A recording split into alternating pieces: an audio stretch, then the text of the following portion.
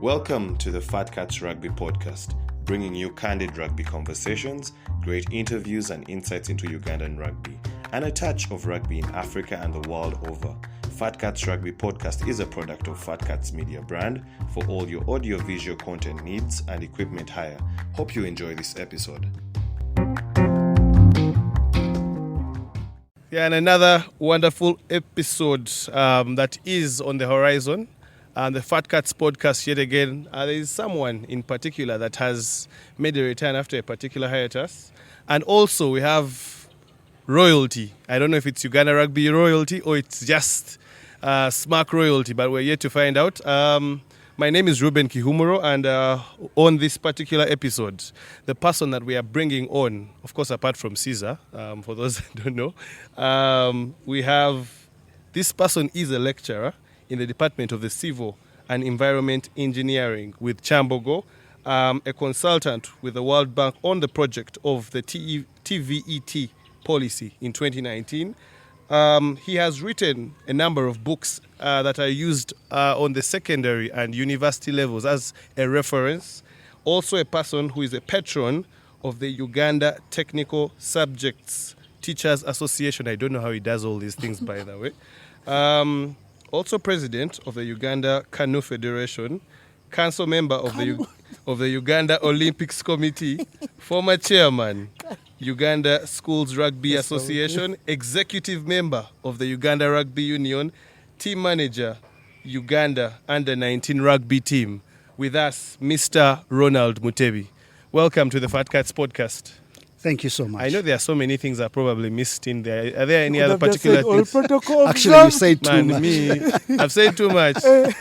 You said too much. Hey. But thank you. They told us that there's a time we got some feedback that when you invite someone, you have to make sure all their titles, or at least most of them, are mentioned. People did not go to school or work hard for nothing. For nothing. Yeah?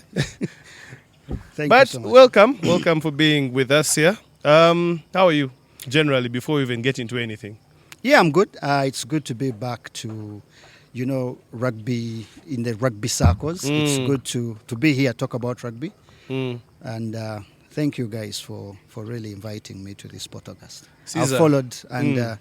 I followed the last one where you had Godwin. Yes. And I enjoyed what I saw. Okay. So when you called me, I said, I have to be there. Okay, the one with Godwin had a number of mixed feelings with it. Some people felt like we should have maybe asked harder questions. I don't know what they wanted. They wanted us to put him on the wall and say, answer this question. No, it was good. Yeah, anyway. Caesar, where have you been hiding? Life. When was the last time you were on the podcast? A long time ago. The first game of Rugby Africa, where I was Yes. very excited. That is not a traditional podcast. That is just a review. No, the normal podcast, no. I've not even done a podcast at Gardens. Really? I haven't. This Not is one. your first? Yeah, it's my first. It's my very, very first one. I was at the former venue. I'm happy to be back. I'm happy to be here with Mr. Mutebi. I've been dying for this podcast. Why? Especially Why because... in particular? Oh, let's not go there.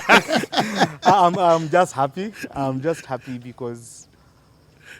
I don't know, to very many of us, it's like a father to us. Everything I know in rugby is Mr. Mutebi. I'm going to ask you to pull that thing a little bit You're not up. hearing me? No, I can hear you, but I just for my own sanity, so that I make sure that I don't miss anything. You say, you usually have a microphone. you usually have very viral moments. We don't want to miss them, and there is one we are going to address later on in this podcast. But maybe just to start from there, what Caesar said, you are someone that he holds in high regard, and it's a sentiment that goes along with so many of people in rugby, especially SMAC, but also not only SMAC, that the impact that you've had on their lives.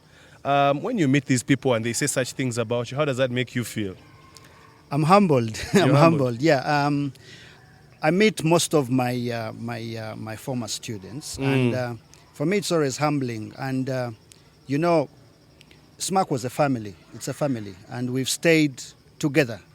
I always get messages from people like Caesar and all the others when there are challenges, about their careers, about their lives. When most of them are getting married, I'm invited. Hey. So it's always humbling to be appreciated by young young souls that you touched. Yeah. Yeah. And of course, you talked about marriage. Congratulations, Caesar. Hey, yes. This is This your is the first one official podcast. Thank you. After the honeymoon. Yes. How does it feel now? Yeah, very settling. Very settling. Yeah. Let me use that term, because if I go to the other ones, you will ask very many other questions that I may not be able to answer, but it's very, very settling.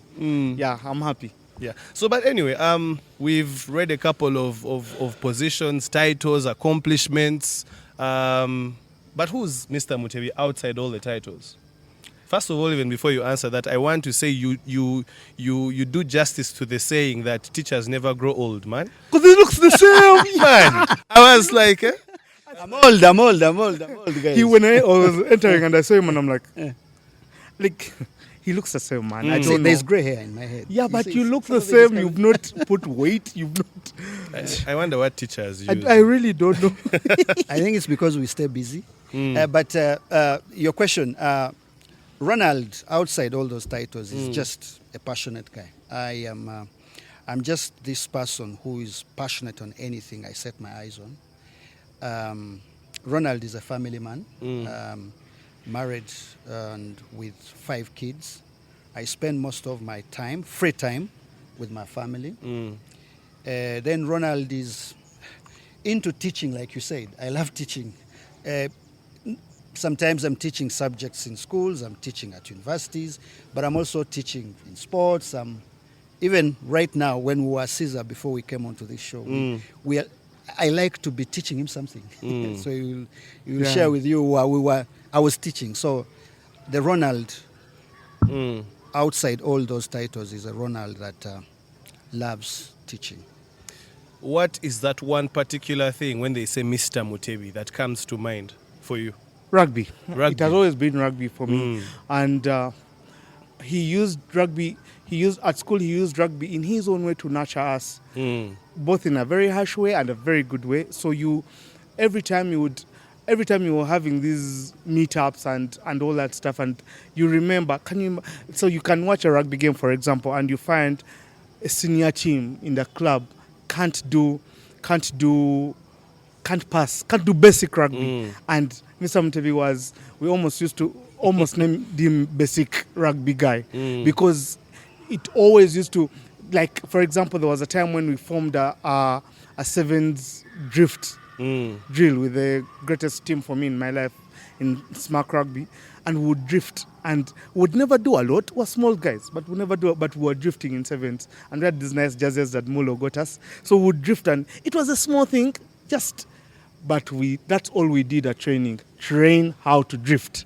Just a basic. And for me, as in life, there are certain things, values and principles that we just jump over. But yet when you do them and master them, you don't need to be a genius. And for me, that's what I think about. Also, he's a doctor of philosophy. You didn't put it in that long list. Please don't add it now. He's a doctor of philosophy. He's Dr. Mutebi now. So congratulations, sir. Thank you. Yeah. So for me, it's that for me. It's I don't know. Every time I see him, I just see a person who used something he was passionate about to instill some values in us. Now, after all the hard work and everything, the efforts that you've put into rugby, why did you seemingly take a step back or a step aside? Well, I was hoping to avoid that. There's no way you could avoid that. Because I've dodged it every time it was being asked, why did you take a step back? It's a big story, but I'll summarize it. Yes, I put in a lot, and we were talking with Caesar earlier. I miss rugby. I am in rugby. I watch, but I miss the action. But I had to take a step back at the time I did because, I am a firm believer in winner takes it all. Winner takes it all. At the time I left, William Blake, there was a transition from the era of William Blake to the era of Andrew Wall. Yeah, Andrew Wall, yeah. We shall get in that later. But when Andrew Wall took over, I had a meeting with Andrew Wall, a candid man-to-man meeting. And what I wanted was, I wanted his vision for schools rugby. And We had a meeting of about 3 hours at the Secretariat, and in that meeting, he made it clear what his direction was, and I felt I didn't agree with that direction. And that the best thing for me to do at the time was to step aside because we would clash. Okay. I was so passionate about schools, and I knew his direction was not going to be a good one for schools. So I did the honorable thing. I stepped aside. It's not something I wanted to do, but because he had just taken over, it was his time, and I didn't want to antagonize his time. I took a step. So now, with your sentiment at the time that maybe you didn't agree with some of the ideologies that he had, and now looking at it from a side, now you're looking at it from a spectator's point of view, not from someone who's inside. Do you think you are justified with what you thought earlier on? Is that what has come to pass with schools rugby and rugby in general in Uganda? Oh yes, absolutely, absolutely. Some time back, Caesar invited me to come and give a talk. And I told him at the time I couldn't. I told him I love to, but I couldn't because I didn't want... I'm this type of person who doesn't want to kill my own child. Yeah. And I always took... Schools rugby was like a child. I'm a parent in some ways. But after having a wider look at everything, I realized if people like me don't come up to say the truth, then we're going to lose it. I was absolutely right to step aside, and my fears have come to pass. Schools rugby has gone from the glory days to something I can't even describe. We can shy away and cover our heads. People are trying to cover their heads and trying to pretend like all is well, but all is bad. It's very bad. And what's bad is not just schools rugby, it's the future of rugby, because there are no young trees coming through. So once these old trees fall, there will be no forest. And that's what is worrying people like me. And that's why when you ask me, I say yes. The reasons why I step aside, my fears have come to pass. And now I'm here to say we need as a country to address the issues before it's too late, before we get to a moment where we can't have even players play for clubs, because we are getting there very soon. If you're keen with what is coming through schools, we are getting to a point where there is not going to be clubs, won't be able to have players to play in the clubs. Okay, so what was your first encounter with rugby ever? Wow, that's a question that I know Caesar is burning too. Everyone has been asking where I started rugby. Let me put it on record. I never played rugby. Okay. Never. I never played. Not even at a small level. I tried to do my homework. I didn't find any. No, I never played rugby. You know the interesting thing about trying to do your homework on him is he shares the names with the Kabaka.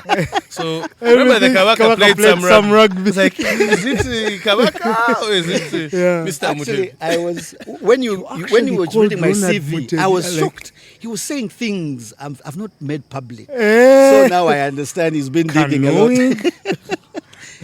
So I never played rugby, but my first encounter with rugby was actually in England. Okay. I have a couple of friends who we've been friends for many years, and they would come here and visit me, and then I would go visit them, stay with them in the UK. Yeah. And this is a family that loves rugby, so we would go to a club called Isha Rugby. This is way back actually, before even I became a teacher, before I started teaching, back in my university days. So I would stay with them and we would go to Isha Rugby. And at Isha Rugby, I would see the sport being played. I didn't even understand how to count it. I didn't understand how it's played. But slowly I started understanding. So when we came to Uganda, I started going to the then Kampala Rugby Club. Yeah. So that's where my interest begins. And when now smack comes for me from Ginger, I was a sportsman. I was into basketball. I was in charge of basketball in Eastern Uganda and table tennis. Actually, I spread the game of basketball in most of the schools in Eastern Uganda. So when SMAC picked me, they picked me as a sportsman. So they brought me to help with sports. And when I arrived, Brother Bukenya said, our main sport here is rugby. You're in charge.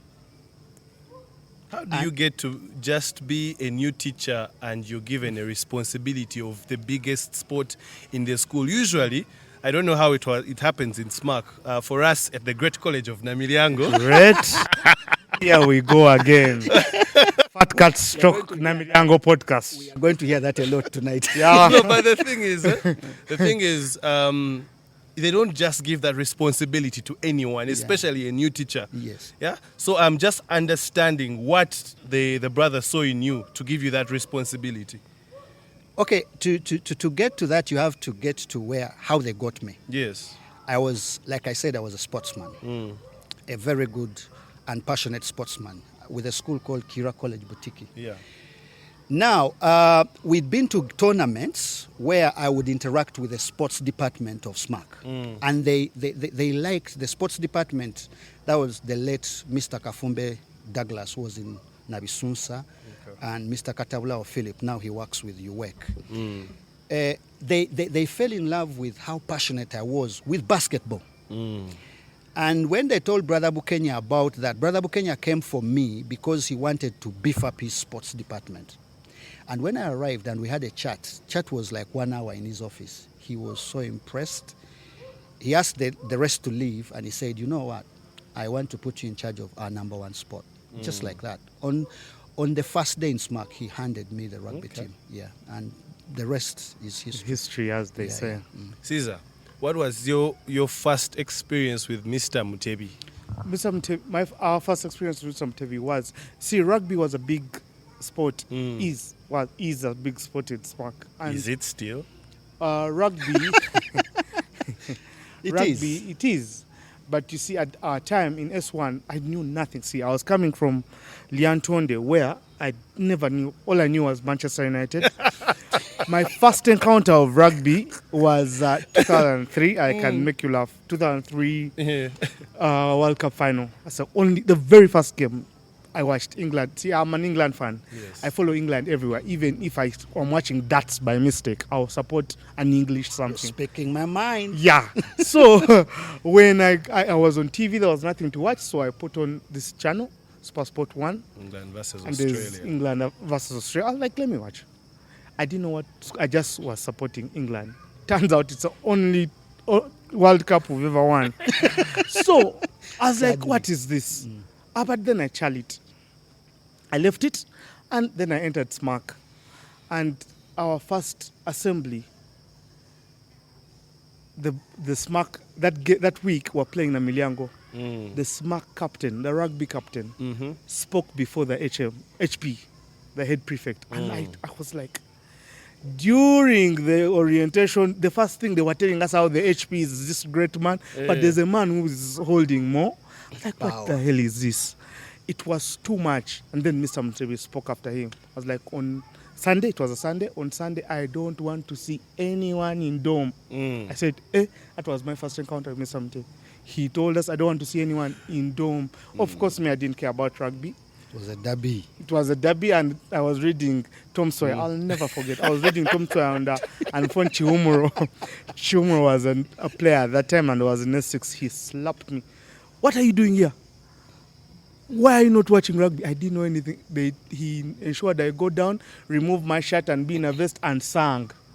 That was my first encounter with Mr. Mutebi. That fear, I had this fear of him because, and then I joined rugby. That's another story for another day.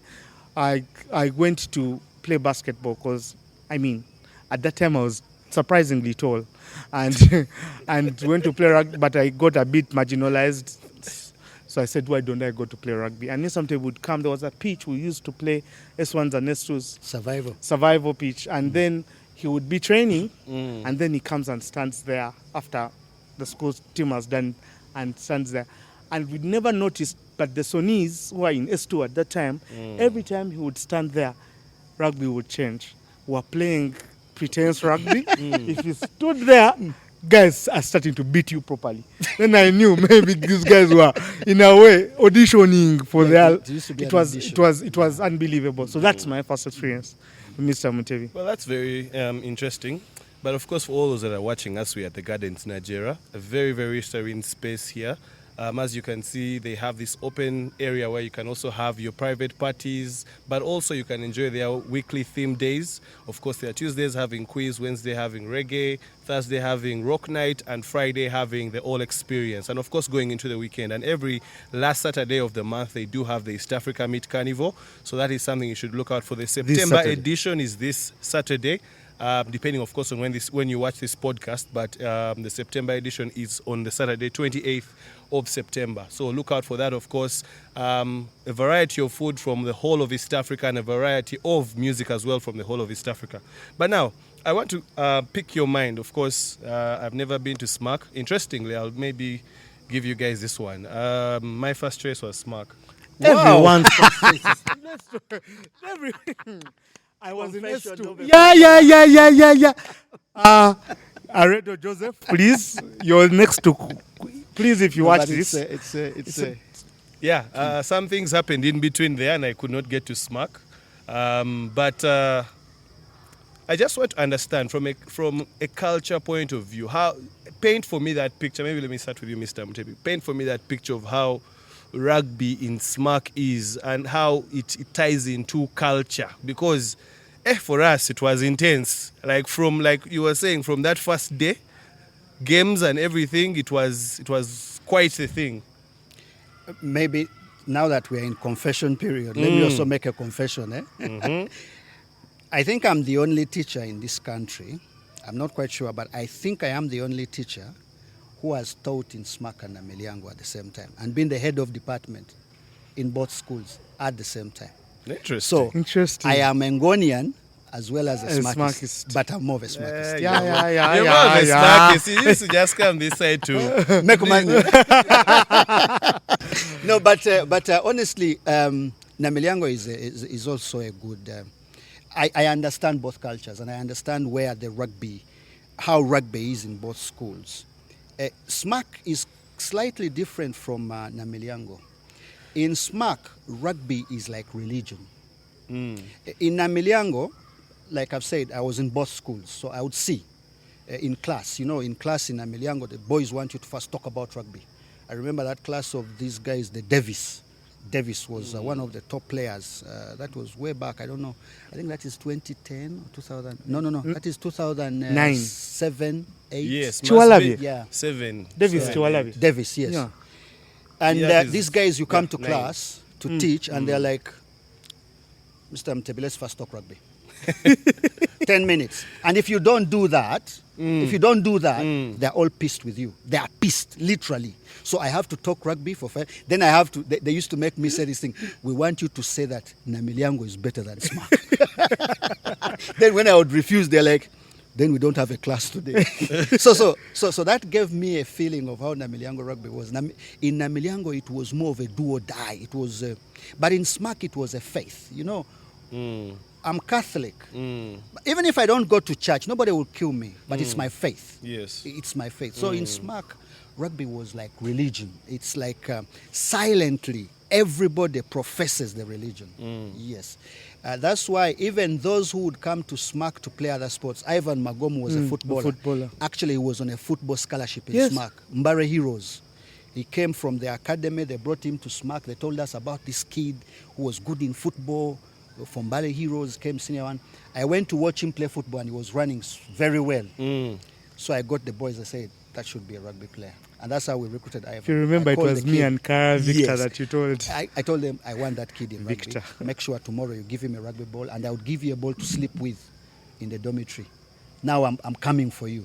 So rugby in SMAC was more of a religion. And everybody believed, like everybody. That's why even on assembly is not complete if you don't talk about rugby. It wasn't. It was funny, but it wasn't. They want to hear what's the lineup playing on the weekend. You have to read the lineup. So and so will be starting. Then they are clapping. A few Form 4s have some of their players. Then they are shouting. Yes. So okay. That was very interesting. Caesar, tell me a little bit about some of the in-school rivalries and also maybe some of the privileges that meant that were there for rugby players. See, of course, the privileges for rugby players. Generally, SMAC was a good school, so every life was a privilege. But You guys have your issues. rugby players, just let me just not go to school authority and students. Let me just talk about students. Man, rugby players. We had a guy, Timo. He's a ref now. Timothy. He's a ref now in the Uganda Rugby Ref Society, or whatever it's called. Timothy in S1 came from Rukunjiri, like me, a village. But he was a hard man. He was a hard. Do you know hard? Clearly, Timothy dug somewhere in his 7 bar. So he came to Mr. Mutebi one day in S1 third term and told him that I want to play rugby. Yeah. And Mr. Mutebi was like, you're still young, you have time. Ikai insisted. So Mr. Mutebi did the undoable. Took an S1 for East Africa Games in Tanzania. By the time Timothy came back in S2, even the S4s were not talking to him normally. That was rugby. That was rugby. It gave you a status. It gave you a status. Our change of captain, a very funny thing. Kagugube played some rugby in Heathens, was a captain. Then he handed over captaincy to Kawazi Paul, best rugby players I've ever watched. That event happened on assembly. Brother Headmaster was there. It happened. That's how much rugby was held in high regard. So if you were a rugby player, just a rugby player was enough to give you that impetus around school. Yeah? And then if you became a rugby superstar, even some rules would never, Mr. Mutebi, Magom had some indiscipline issues in school. Some indiscipline issues in school. Some few. Wow. Some few. And teachers would be on logos with Mr. Mutebi. But Mr. Mutebi, but if Magom didn't call you his father, I don't know. Mr. Mutebi would protect. But because he was a rugby player, and I think it was even worse in Namilyango, because you guys, I think you think rugby is the world. But anyway, you guys, my point is, a rugby player in SMAC was such a privilege, that you would have basketball players, very good basketball players, who would play rugby. You get, who would play rugby. They would train rugby, then after the rugby session, they would go and play basketball. It was such a huge privilege to be a rugby player. I wasn't the best in rugby, but I found my ways. Privilege is like traveling. The biggest thing we wanted to do outside Interact was to travel on rugby outings. But it was so hard. It was so hard. Confessions. I paid close to 50,000, which at that time was my entire pocket money for the term. To go where? To watch a schools league game. Which year was final. that? Yes, a final. Thingy. Form 1. And then you guys lost in the We final. lost. Then next 2, I watched, we paid heavily. To go and watch. I'm going to be charged for Yes. It was, he didn't know. This is a clarified. He didn't know. It was entirely a students' association. Yes. Entirely. So how do you deal with it? I joined Confessions. I joined technical drawing. Mr. Mutebi was a brilliant technical drawing teacher. Thank you. I did technical drawing in S3. When I joined that class, Mr. Mutebi, I think because of that, he would get some time to talk about rugby. This is what we are going to do. This is what we are doing. Guys who play football, they are wasting their time, but for us, we are happy. Ever since I joined technical drawing, Mr. Mutebi would see me in his class. If he sees me at the gate on the bus, Caesar, come in and we go. That my life changed. That's why I did TD in O-level. Because of rugby. Because of rugby, which is one of those memories I was supposed to talk about. But anyway, my point is, it's like that. If I can clarify something, Caesar, I'm so glad he's in management. Caesar was a manager from Senior 1. He was. He had this bossy. He's this kid you couldn't avoid. Like he would be giving you ideas. Mr. Mutebi, I think we'll do this. He would tell you about players. No, and this was useful information. Yeah. He would come and tell you, so and so is lazy in training. Trainings you've missed. So I took Caesar as like more of a de facto assistant. So he never missed a bus. So I'm surprised he paid money. S1. But it wasn't to me. S1, the final. I won't mention people because they are known in the rugby. Don't mention them. Oh. Don't mention them. But yeah, the privilege of just traveling, the privilege of walking around the aura that you had as a rugby player, no other sport in school had it. And that's why he called it our main sport. Because we had brilliant basketball players. We had brilliant football players. No one cared a tad bit about them because they didn't play rugby. That's for us. It's true. Very interesting when you guys talk about paying to travel for rugby games. For us, it was more about who do you know, who's your friend, what can you offer to the older students. Take, for instance, if you had a beautiful sister, can you introduce the older? Yes, there would be a. To the do you have captain. a siso? Yeah. What's the especially if it was like in Namagunga, Gayaza, and Risunsa, you're guaranteed. Somehow, even when you don't want to go, now you be there and you don't have any of those things. It was You will really stay at funny. school even during holidays Yeah. if possible. But anyway, how would you describe Smack's style of rugby? Smack style of rugby is, if I may start from an example, okay? If you look at the way New Zealand plays, and you look at the way South Africa plays, okay? Now, New Zealand pays attention to detail.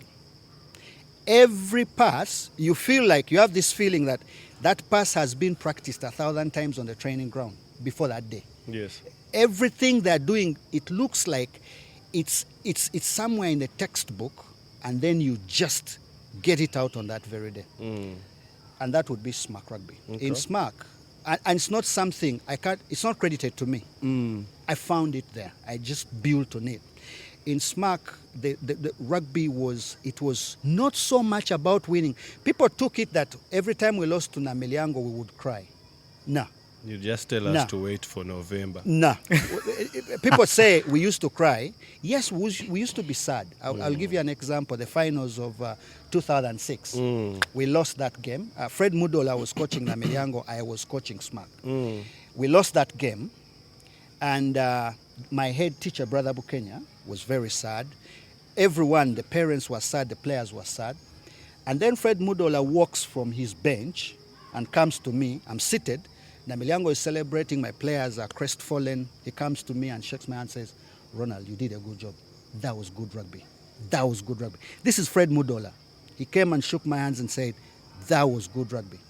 So when we went back to Smack, I told my boys, look, we've lost it. But Namiliango, any honest person who watched us play today, we did a good job. That was the team of Kavazi, Felix Lubega, and all those guys. So Smack rugby was the winning came second to how we played. We used to care so much about how beautiful we play, how nice it is. Actually, we used to call it the Smack Kawowo. So you would take the points. Namiliango would win, but would go back celebrating how we made them look silly on the pitch. So Smack rugby was attention to detail. That's why he was telling you, on the training ground, for us, it used to be so much about the basics. The basics. We would rehearse something like 10 times on a given day. And for us, that was very important. And you see all these players, the few who managed to stay within rugby, Smack players somehow just leave. They've just left. That's a talk for another day. But the few who have stayed, if you look at them, you look at people like Kasito, Kisiga, people like this other guy, Ivan Magomu. When you look how they play, look at their basics. For example, how they pass the ball in close quarters, how they keep the ball running, how their decision making when in attack. All that traces its roots back to the Smack ground, because our style, we would emphasize. For me, you would score a try, but if the build-up wasn't good, it wouldn't count for much. Do you think that flair is still there in today's Smack team or the Smack teams of recent? This is a question to both of you guys. A bit, but not so much. Rugby has changed, and one of my sad moments about rugby in Smack. Before, I feel like a lot happened. Trust me, we've won 2 leagues after Mr. Mutebi left school. And of course, the one of 2019 was my highlight because we silenced legends. But even when you win, you feel it. I have a problem, and I always talk about it when I go to Smack. I have a problem when you can't. We were always the smallest team in school, smallest. But Ortega Daniel, up to now is one of the smallest rugby players, but he was unbelievable in defense. A simple basic like tackling. Now I get bothered when someone can't pass a ball left and right, can't tackle. You get. So we win and we lose, but rugby has been so much influenced by heathens and Chadondo rugby. Everyone wants to stool everyone. Before we would clap for passes and switches, now we clap for stools, and it's not only in club rugby, it's affecting schools rugby. And also because Namilyango dominated for a long, long time, and unfortunately their rugby is rudimentary. So if you're on top, everyone gets influenced by you. To beat Namilyango, you have to beat Kanyama. You should visit the college and see the trophy cabinet. Yeah, that one undisputed. Most successful team. Okay. Guys, you're beef. Eh? Okay. Now, we're back. I think the question shouldn't be whether SMAC still plays the same style. The question should be about schools rugby, style of schools rugby. I watched the finals, the last finals, Namilyango won. Yes. They were live streamed. Yes. I don't know whether by you or It was Kao. Sports. I watched the entire second half, and I was very disappointed. Very. I remember calling my former colleague, Mr. Katablao, to give me the number of the current games teacher so that I can log in my official complaint. And he gave me, and I called the games teacher. I told him, that's not SMAC I saw there, and that should not be happening in SMAC. That's not. SMAC lost, but the level of the game, both teams, was horrible. Go back, and I think it's still on YouTube. Can we attribute that to the conditions on the day also? There were times we played in rain. Several times Namilyango and SMAC have played in rain. And that was not an excuse. Both teams, not just SMAC. Even Namilyango, the victors of the day. The quality was so terrible. That was never a SMAC Namilyango derby. So, in terms of style, the quality is so down. It's so terrible. The game between SMAC and Namilyango at Kampala Rugby Club, or today's Legends, would be a game that would be at the level of Cobb's Pirates. Cobb's Pirates. It would be at that level in terms of technical skills. This is where clubs would just be fighting for players. This is how the likes of Chimono, they just walked into clubs. There was no transition. It was just the Magomus, the Philip Wokorach. The levels, the styles have gone down. It is so low. Not just for SMAC, but all schools. If I was to ask you to name your top 5 SMAC players that you've ever encountered from that time, is this something you can name? Damn. Hey. You know, like that's a very, very... I know lots of SMAC players, OBs, are watching this, and it's a hard one for a parent. You know, when you ask your dad, who are your favorite kids? Who's your favorite kid? There's always a favorite one, but they try not to say it. But today we have put you on the spot. It's very hard. But I'm going to be honest, and I'm going to go back. If I am to name the 5, everyone would be surprised because some of them are names you've not heard of. Okay. Because they never played after SMAC. People think Ivan Magomu was my darling child. He was my darling child, but I can't say he was my very best. Okay. I would place him in second. He was one of those kids I loved so much. Up to today, I love him. Recently, Ivan has been having issues. They hurt me a lot. And I made lots of phone calls because of Ivan. Because for me, Ivan is a son. It's more like I felt he was being tortured. And I made calls to some people and said, I lodged my protest. I said, I think you're being unfair. But it's not Ivan in number 1. It's a kid called Wakadala. Okay. I'm not sure whether viewers have even heard of that name. There was a kid who was called Wakadala. Wakadala never got to play rugby to club level, but he had exceptional talent. Every time I sleep, I think of what we missed as a country because that kid was just on another level. In senior one, he was a fly half for his senior one team. And senior one was playing, we used to have interclasses. Senior one was playing senior 3, and the kid scored 3 tries. I was watching. I called the kid. I moved him from senior 1 to train with senior 2. On that team, they were playing senior 4. He scores 4 tries as a fly half. It gets to a time when he was in senior 2, we didn't have a fly half. We were struggling, literally struggling. I was experimenting with everybody. And then the boys were like, Mr. Mutebi, let's just try that kid. I remember it was Budo. Yeah. Budo was visiting Yeah. SMARC. And I tell this kid to put on his uniform, senior 2 first term. He just changed the game for us in such a beautiful, I have not seen a person play fly half like that kid. So in number 1, it would be that. I think in number 2, it's Ivan. Ivan, I think. I know. I also even have a quotation here, a quote here of you talking about Ivan. I think this was when he was named captain of the country. I think it's a Kao quote where you say, I got to know the news on a Tuesday, and I was excited for him. Ivan is my son. He calls me Papa. Papa. Mutebi said, it's a quotation. Mutebi said that on Kao Sports. He's a born leader, and from the time I identified him as a player in senior 1, I could see he was a good leader. That's something you said. I think they quoted me right. They quoted me right. So Ivan comes in there at number 2. But now Ivan is special because Ivan is the one I've stayed with all through. But there have been a couple of other kids, a couple of other players. Casito. You'd put Casito at number 3? He's in the top 5. I don't know where in that top 5. Right. Casito is special because I caned Casito when he was in senior 6. I know he's going to watch this and he will be furious. But it was in front of the entire team, the entire school. Casito was a scrum half, and we were going to play Nameliango on the weekend. And the strategy that time was we needed to move the ball fast because Nameliango was very aggressive in the tackle. So we wanted the ball to move so fast within the phases.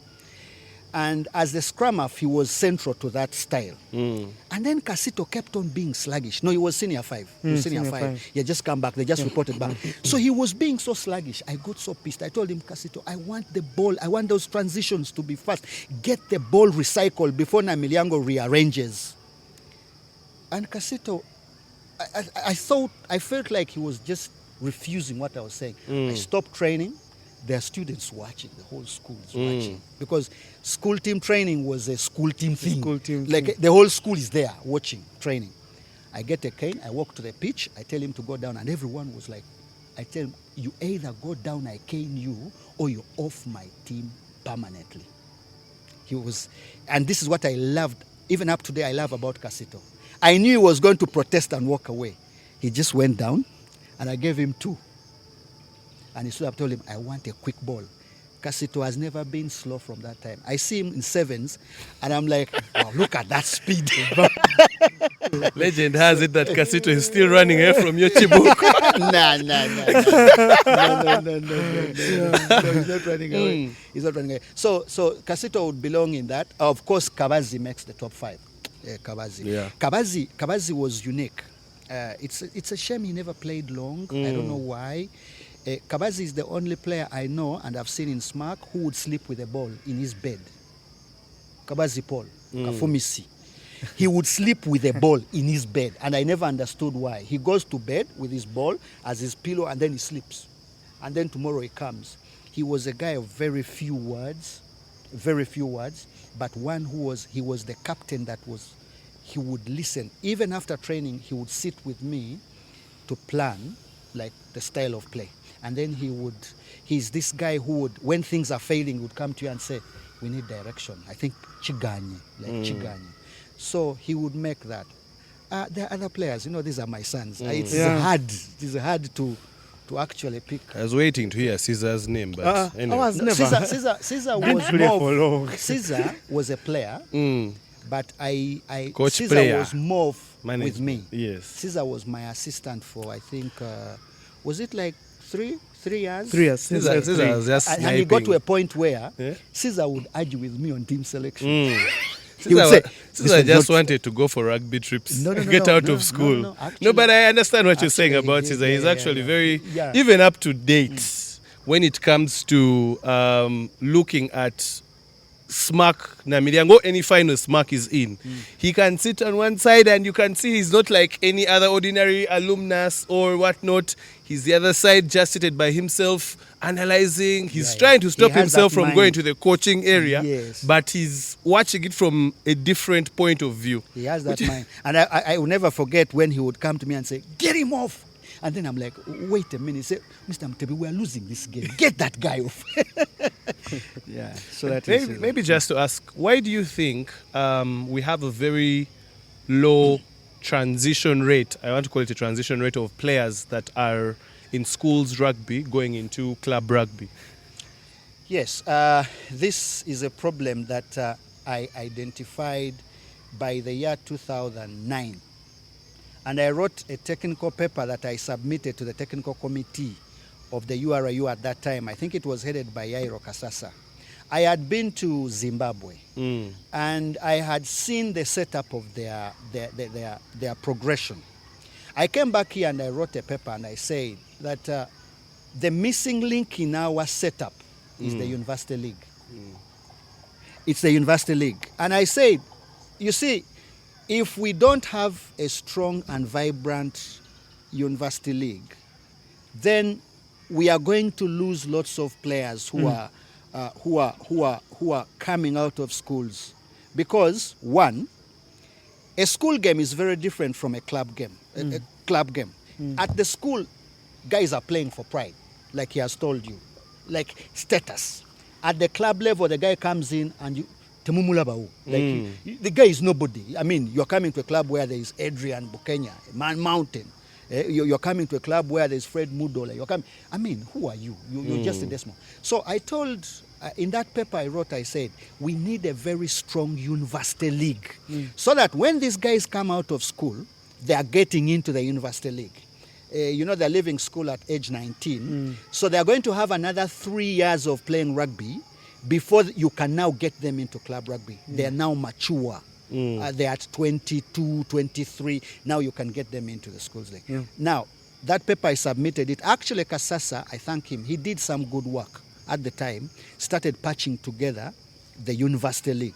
But then somehow, funding disappeared and the university league never kicked off. And that's why you realize most of the players we have from Smack and Budo, out of every 10, only 2 continue to play. The 8 disappear. And even in Namiliango, where at least the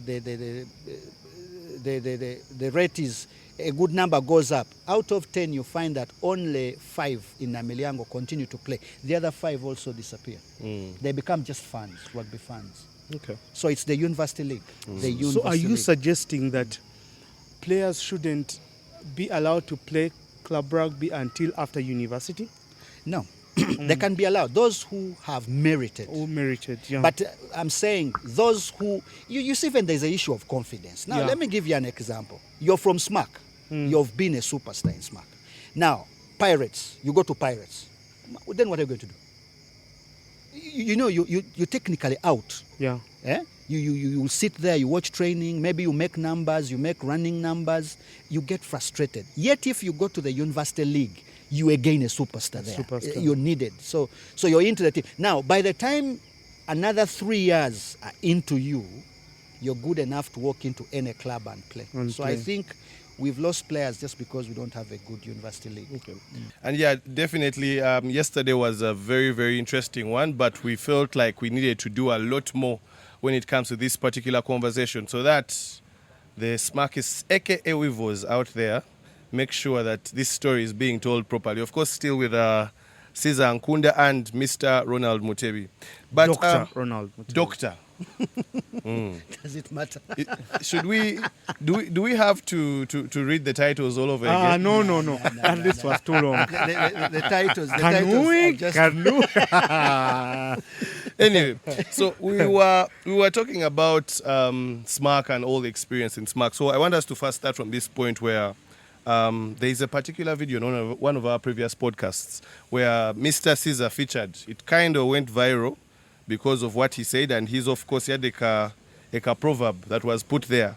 And this was the particular one. we were forced. With some and I repeat, accusations forced towards on you. Mr. Mutebi, Ronald, forced us to support that club in KPA. Of course, some of us refused. Man, this guy killed Now, me. Ankunda, you but really, I really, left. really I left. But what I knew I used to Anyway, do was hate I Namibia. think first, Ankunda broke the cardinal rule of SMAC, and I think all SMACists will agree. Ankunda owes me, I think, we say a crate of Nile special or something in that range, because what happens in SMAC stays in SMAC.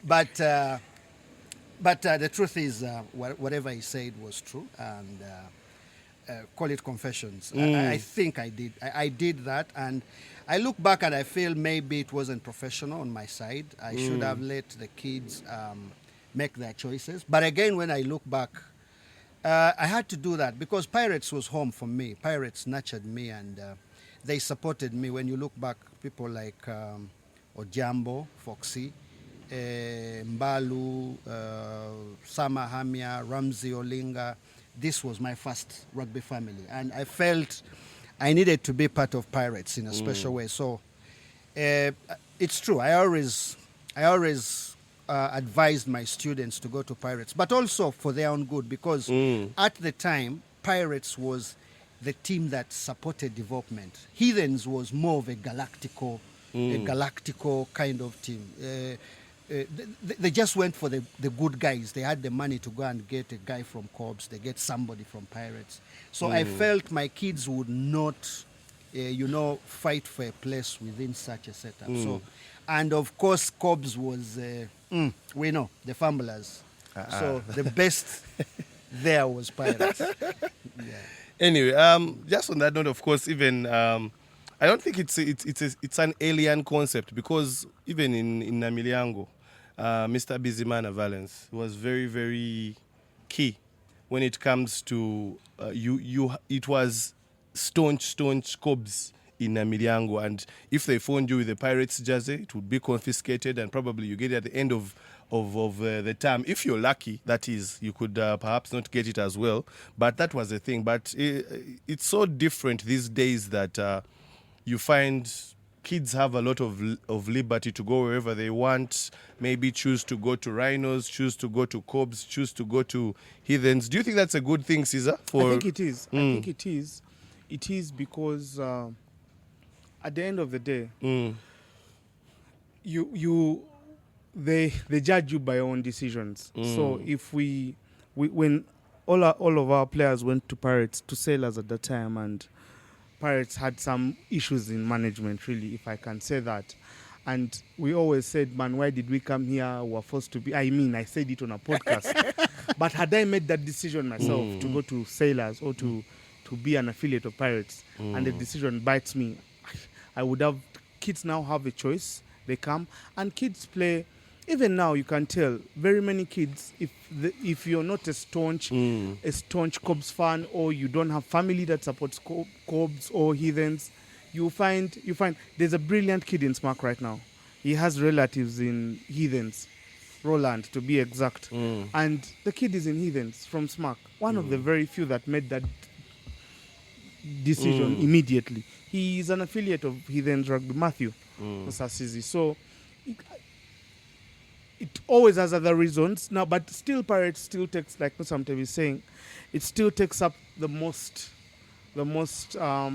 number of school kids. Why? Not because necessarily the best naturals of rugby.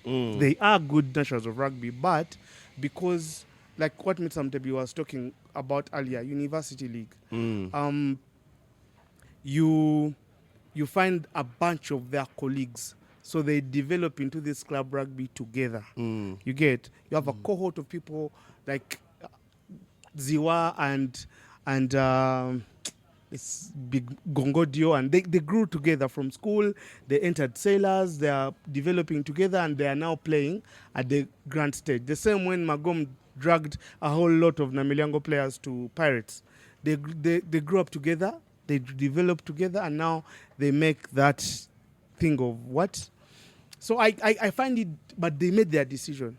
It's just that the stalwarts like Mr. Bizimana and Mr. Mutebi took a step aside. The stalwarts like Bizimana still get bothered when a bunch of very good Namilyango boys holding up Pirates now. But man, it's a decision, and rugby is growing. At the end of the day, we are all happy when Wanyama is vice captain of the national team rugby team. Doesn't matter that he's Ngonian or that is a Ngonian that went to Paris and didn't go to Cobs. What matters is a brilliant player. So I think it's good that it's open.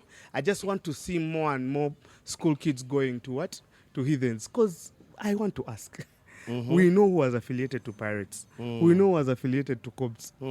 Where the hell was Heathens getting players to win all those trophies? Maybe that what Mr. Mutebi is saying. Galacticos. They pick from everyone who and pay. But anyway, I just like it that kids now can go anywhere. Kids can go to Mongas. We have Smarkets that are playing, the Lukwagos that are playing in Mongas. It's a beautiful thing. I think it's where I wished it was better then, because some people would have experienced the beauty that is Cobs rugby. Maybe, Robin, to come in on that a bit, we need to go back to what the philosophy was at the time. The philosophy was we wanted to get clubs to get involved into schools rugby. Okay. And after Heathens failed to take SMAC at that time, Peter Magona and all the other guys at Heathens, they tried to do a coup to take SMAC by force. And when I failed that, and I had my reasons, and the reasons were we needed clubs to get down into actual nurturing of players, to send the technical. Mine was send the technical people down to the schools to nurture these players for you. Pirates had done that successfully in Budo. And when I requested Pirates, they did that with SMAC. So I asked Heathens, go to Hana and nurture your own players. You have the people, go to Hana. And when eventually Heathens goes to Hana, it was a fantastic job. Now, it was the three clubs, the three top clubs, Heathens, Pirates, and Cobs, were the ones where that was. However, the other players you're not interested in would go to the other clubs like Impis, eventually Mongas, and so on. So the philosophy, the whole idea was to have clubs participate in nurturing of players, because it's where they would get the players. We were asking them, go down there, nurture your own players. Don't take a smart kid you haven't participated in nurturing. Go down and nurture your own player. Okay, that's particularly interesting. But just looking generally at the scope of age grade rugby, from the time where you are actively involved to now, what is particularly happening with schools rugby and all rugby below the top tiers, what do you think its state is? I don't want to use a very strong word, but I need to be honest, since we are live on this podcast. Pathetic. Okay. Pathetic. And I'm not saying this as to discredit anybody. It's the reality. The level of schools rugby today is pathetic. And we need to do something as a country to get back to where we were. Otherwise, we are not going to get talent coming through. You can say Caesar is even struggling to pick out just one kid in SMAC and saying there's a good kid in SMAC. It was never that. And the fact that today it's like that, one kid, means we are going to have, a drought. At that time, we even didn't know who the good kids were because everybody was good. In SMAC, you would have like 10 kids who just walk into a club. In Ameliango, you have about 15 you feel can walk into any club and then play rugby. In Hana, you're having like another 15. In Budo, you're having. So today, if Caesar even struggles to pick one kid and say, Raymond in SMAC, it shows that where we are right now is scary.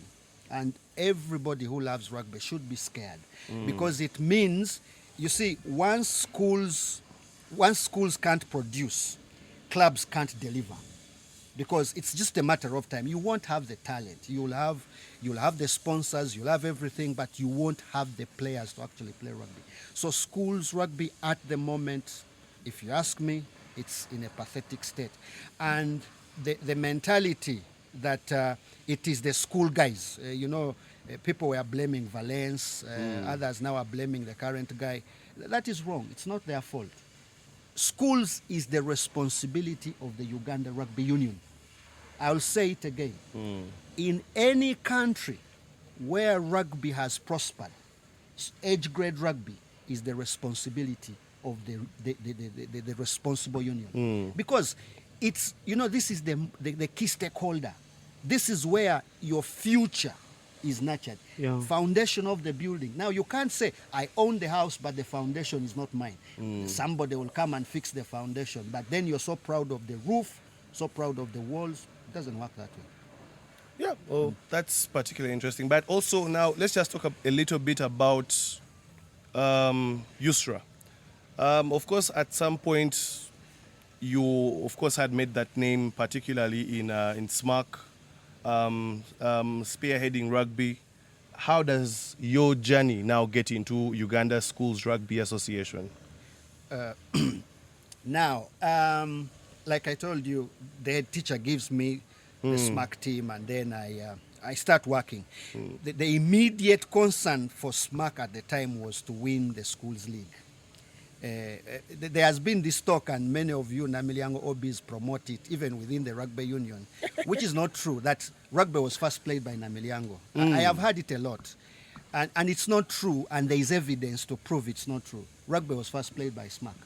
Really? I know those watching this podcast are going to go hellwire, but the truth is, we did lots of research on that concept. Rugby was first replayed by Namilyango when it was coming back. Okay. But rugby to come in Uganda arrived in SMAC. And Really? it was these South African ANC refugees, the people who had run from ANC from South Africa. They were kept in SMAC. And those are the ones who first introduced the sport of rugby. So rugby was first played in SMAC. Now that was before Amin came, and rugby took that long break. And then when it came back, it was, of course, Namilyango. Now, so it was painful in SMAC that we had never won the schools league. For all the beautiful rugby, for all the talent, SMAC was the first school to win a tournament of clubs, Okay. the Uganda Cup. SMAC Really? won a Uganda Cup. In what year was that? You're going to go and dig within the archives of the union. Okay. SMAC, that is the team of I think that is the William Blakes, those guys, that group of players. They beat, was it Kampala Rugby Club, which then became, I'm not quite sure, but they won, beating a club. So for all that rugby, they had never won the league. So the immediate concern was the league, and that's where I focused. However, as time progressed, we realized we were disjointed as schools. Arthur Mbalule by then was holding together the whole schools tournament, but it was not structured, it was not funded, it was not respected, it didn't have funds apart from us, the schools. It was confined to just schools in Kampala. Okay. Now, by then, the key people were myself, Arthur Mbalule, and Valence Bismana. So we sat and said, look, why don't we organize this? So USRA was born by those three, Budo, the Budo patron, SMAC patron, and Namilyango patron. And eventually now we sat, and then that's how we gave birth to USRA. And the idea was, let's organize ourselves into something that can then sell this brand, because the brand was already there. We just needed to organize and then get it visible. And of course now eventually after we organized it, we then became a voice that the union had to listen to. I remember Andrew Winyi, who was by then the chair of Uganda Rugby Union. When I first requested that we have representation on the union, he objected. But then eventually after he discussed with his people, he realized now we had become a voice. Okay. So that's how USRA takes off. Now that you guys actually created something like that is focused on schools rugby, of course there have been sentiments across, how so many conversations can go around rugby, that maybe in one way or the other, these particular people were putting certain rules to perhaps favor the schools that they run. There are people talking about maybe some players being objected from playing, while maybe some schools are getting favorism. What do you have to say about maybe some of those things? Yeah, I've heard that. During my tenure as chair of schools rugby, I was accused of boardroom politics. It's something that used to be mentioned a lot. But the moment you take up a leadership role, I saw Godwin here on this podcast, and I saw him respond to accusations. I've been in the union, and I know when you're there, people feel so comfortable to accuse you. It comes natural. And fans are a complicated set of people. When things are good, they look for something to accuse you for. When things are bad, they rightly accuse you for that. But it's not true that the boardroom politics thing and the favoring of the top schools is not true. And I'll give you the facts. When I became chair of Uganda Schools Rugby Association, that's 2007, 2008, rugby was played by 12 schools in the whole country. Okay. Now, my immediate concern was sponsorship. And I remember sitting with William Blick, who was coming in as chair. He had launched his bid to take over the union. And he came to me and I said, if you want my support, I need the following. You will support me get sponsorship. You will get us a seat at the table at the URU. And when he said yes, I remember I had to run because I knew you can't get a sponsor unless you're a brand that is visible. True. We traversed the country. We moved the number of playing schools. I'll never forget that. Between 2007 to 2008, we had moved from 12 to 24 schools. Between 2008 to 2009, we had gone to 64 schools. And by the year 2010, as of July, we had moved to 141.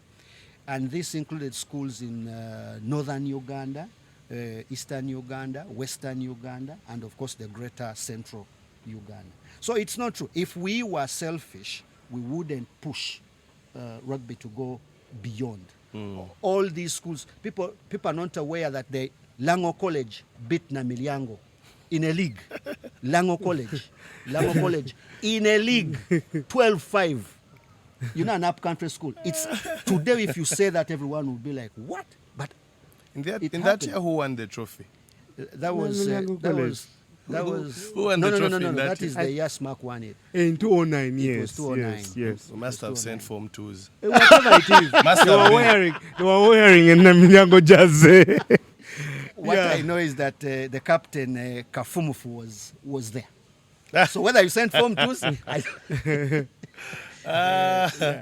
So, Yeah, so just on that particular thing of sponsorship, when I joined, or around the time when I was actually starting to really get particular interest in the game, there was Coca-Cola, and I felt like Coca-Cola was really doing a lot for schools rugby.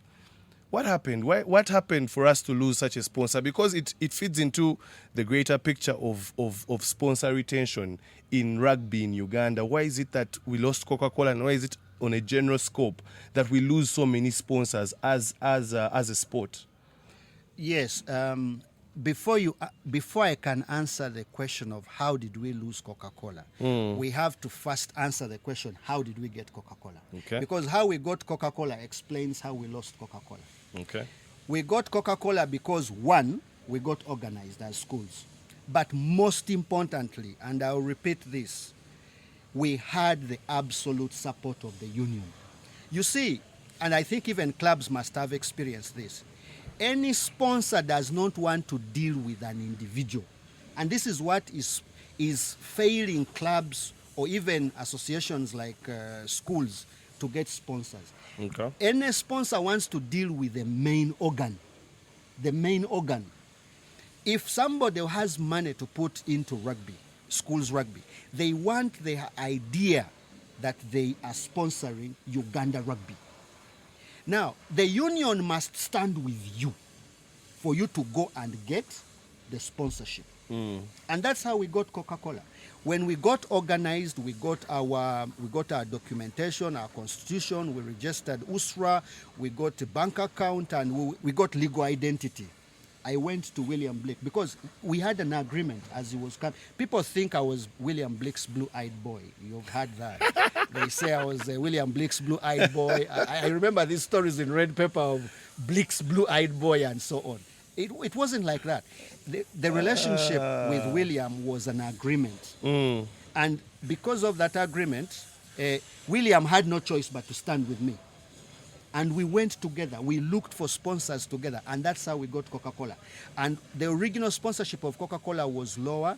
By the time people got to know of the 400 million, they had given us a target. If you hit 100 schools, we give you this amount, 400,000.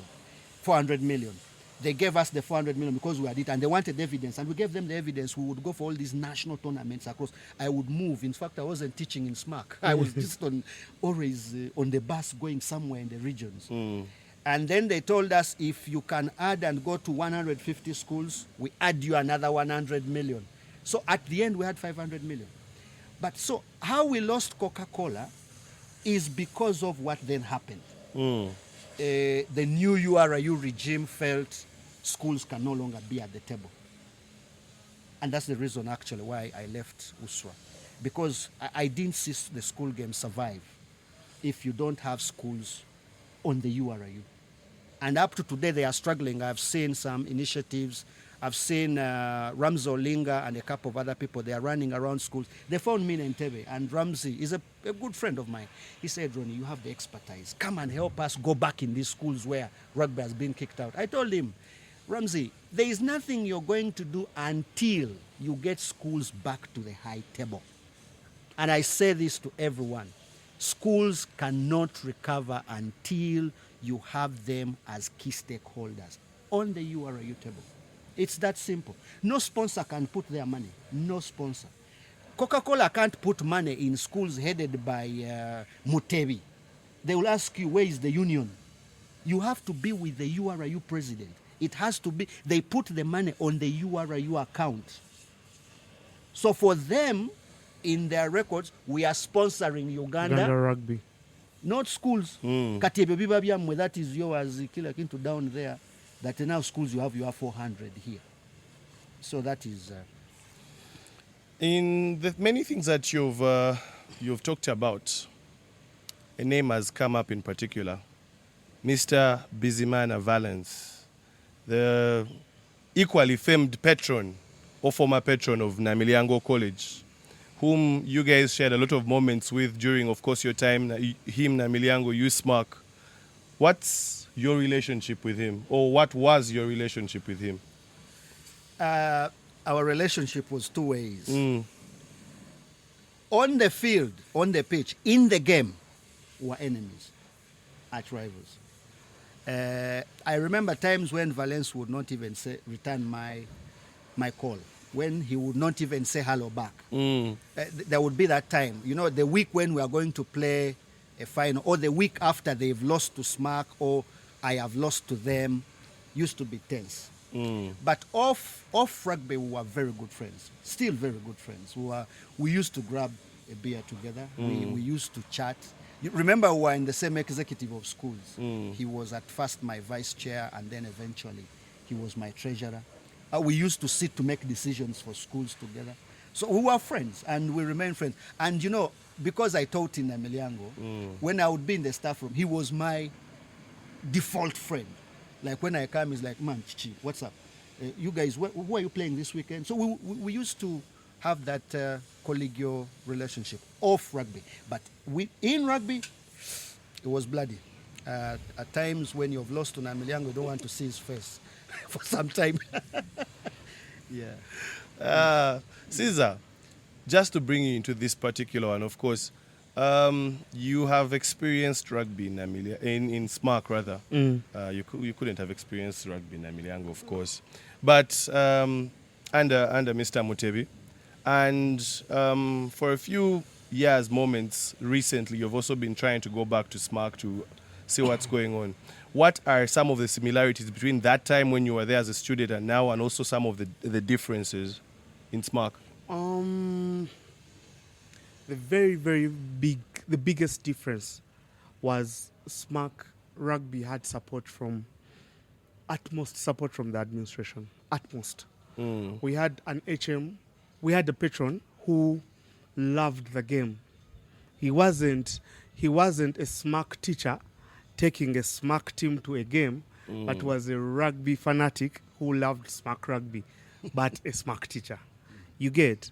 And because of what he did and because of the story he told us, how he was pitched, how Brother Bukenya got him to do this business, Brother Bukenya supported rugby. Now, there was a time, rugby had the most intelligent people, some of the most intelligent kids. But because you were superstars, we are talking about Didi now. every time you become a superstar, Ivan Magom, there's always chaos that comes around you. And that superstardom gives you, so you would find rugby players don't want to wear ties. Rugby players don't want, they're just big-headed. I mean, I'm Caesar. Hotheads. Hotheads. So we'd always have those clashes in with the administration, and you find Mr. Mutebi struggling in S5 to get. I mean, the Milyango benefited from hot-headed rugby players in SMAC because everyone who didn't make it to SMAC ended up in a Milyango. I can write a list, and every name I will mention became a rugby legend in a Milyango. So it's that kind of thing. But our HM, even with all those hotheads, our HM loved rugby because of Mr. Mutebi. That is the biggest difference there is in SMAC. We struggle a lot in SMAC with rugby because one, the administration, maybe the new one who has come, the current HM, current brother, he came to SMAC when we were there as a teacher, a student teacher. So he knows a tad bit about rugby then. But the one who was there before, oh my God, he knew nothing about rugby. And you can't fault him. He didn't, no. And we didn't have that teacher in SMAC who would try and bridge the gap between the students and the sport with. That's the biggest difference we have. There's no individual. And even the patrons in SMAC right now in rugby, it's apart from Mr. Nanyenya now is the one trying to pick up the love and to follow. But we have a patron who is a school teacher in charge of rugby. So he will do the administration work. He will not care. We had a patron who was a school teacher, who was a rugby fanatic, who was a rugby coach. So you get, that's the major difference. The love and the enthusiasm still there. In our time, we never went on strike for rugby. These days, kids can go hunger strike if the administration refuses. I heard about that. Yes, they refuse to eat did. because they refuse them to play rugby, and the HM didn't have anything to do about it. We have S6s, which means something would never accept. We have S6s going for EA games. It would never happen. I would never You allow get, that. but it's just the fanatism is there. But that administration, the bridge, which is the biggest issue, if you ask me, and which Mr. Mutebi is ably trying to bring in the union to curb, the relationship between the sport and the kids with the administration and the parents. There's a big gap. And in schools rugby, once that gap is not bridged, you're wasting your time. Because the teacher will come and say, we have mocks. We had teachers, he can tell you. We had teachers, some died, some are still alive, who would ensure that S5s are going to play a sevens tournament in Amilango this weekend. Then he puts a test. Yes, a crucial deliberately. test. Deliberately. Yes. To block rugby. To fight it. It's just, there are teachers that don't see the sense in sport. So if you don't have that bridge, which I think is the biggest difference and the biggest kudos to Mr. Mutebi, that bridge that helped us to be in sync. Of course, there were battles you couldn't win, big-headed players hot-headed players that couldn't come back. As I will tell you, one of my memories of Mr. Mutebi was trying to bridge that gap of 40 legends, but I'll talk about it later. Anyway, so for me, that's the difference. And I think it's affecting all other schools. The fact that there's a gap between the boys and the game and the administration, the school administration and the parents. Because if administration support a sport, the parents will definitely, because they will talk about it. But if the administration doesn't support, the parents will say, why are our kids not reading? So I think that's the difference for me. Yeah, I think maybe just to bring you back into this one now, what he says is something that is very, very common. I know in my year in particular, we had so many guys that were even told by the time they finished their Form 4 that even if you got 7, let's say 7 in 8, you're not coming back. Even if you got 8 in 8, you're not coming back. So how would you handle these cases of, let's say, I want to call them overly enthusiastic, because I don't want to term them as maybe indisciplined or what, although it might be the case, but let's use the word, or the words overly enthusiastic. Students who are rugby players and the administration, how would you curb that? Because I'm sure the brother or the administration would come to you, Mr. Mutebi, these are your boys. Because that's the same thing that would happen to Mr. Bizimana. So for you, how would you handle that? Now, you've got to go back to that issue I raised earlier. rugby is different from football, and I want people to appreciate that. We cannot, the rule book for football can never apply. I argued this when I was still in schools rugby with my team and the URIU. The rule book of football, of basketball cannot apply in rugby. Rugby is so different in so many ways. For example, whereas a kid would be so happy their son playing football, they would even put them in a car and take them to the academy, Edgar Watson Academy. Parents are by default against their kids playing rugby. Yeah. And this, you need to appreciate that. Now, when you know that, now when the parent is against the sport, the school is even worse. The teachers, they feel like you are introducing barbarism in the school. There are teachers I know, some are still living, some may their souls rest in peace, who in the beginning they hated me because they felt I was promoting thuggery. One of them actually told me that she's departed. But by the time she departed, she was a converted soul and she loved me. And she was now one of the crusaders of the sport. So all these people do this because they've not understood the game. This is why I say, at my time, we came up with a plan with my team. And I went to the union, I said, you know what, we need to convert. We need to do a conversion from top to down. And what we did, I said, head teachers must come and understand the game. Once the head teachers have understood, let's bring these senior teachers within the school to understand the sport. And then let's bring the parents to understand the sport. Yeah. We used to organize what was called the rugby dinner. I don't know whether it still happens. Rugby dinner? No. Leave alone the schools. There used to be the URIU dinner. Yes, that one happens. And it used where to be, they give awards. Yeah. Yes. Yeah. It used to be organized as a posh event where they would go to Sheraton, these top hotels, and then they give awards. I told William, you know what? I'm struggling with head teachers and schools. Give me coupons for these people. Let them come and see the rugby family. Let them understand who we are. We ain't thugs like they're thinking. People who have played rugby like Adrian Bukenya. Let these people come and meet Adrian Bukenya and get to know that this was a captain of Namilyango. He captained the national team. Let them meet him in his capacity now as an employed, successful personality so that they can change their perception towards the sport.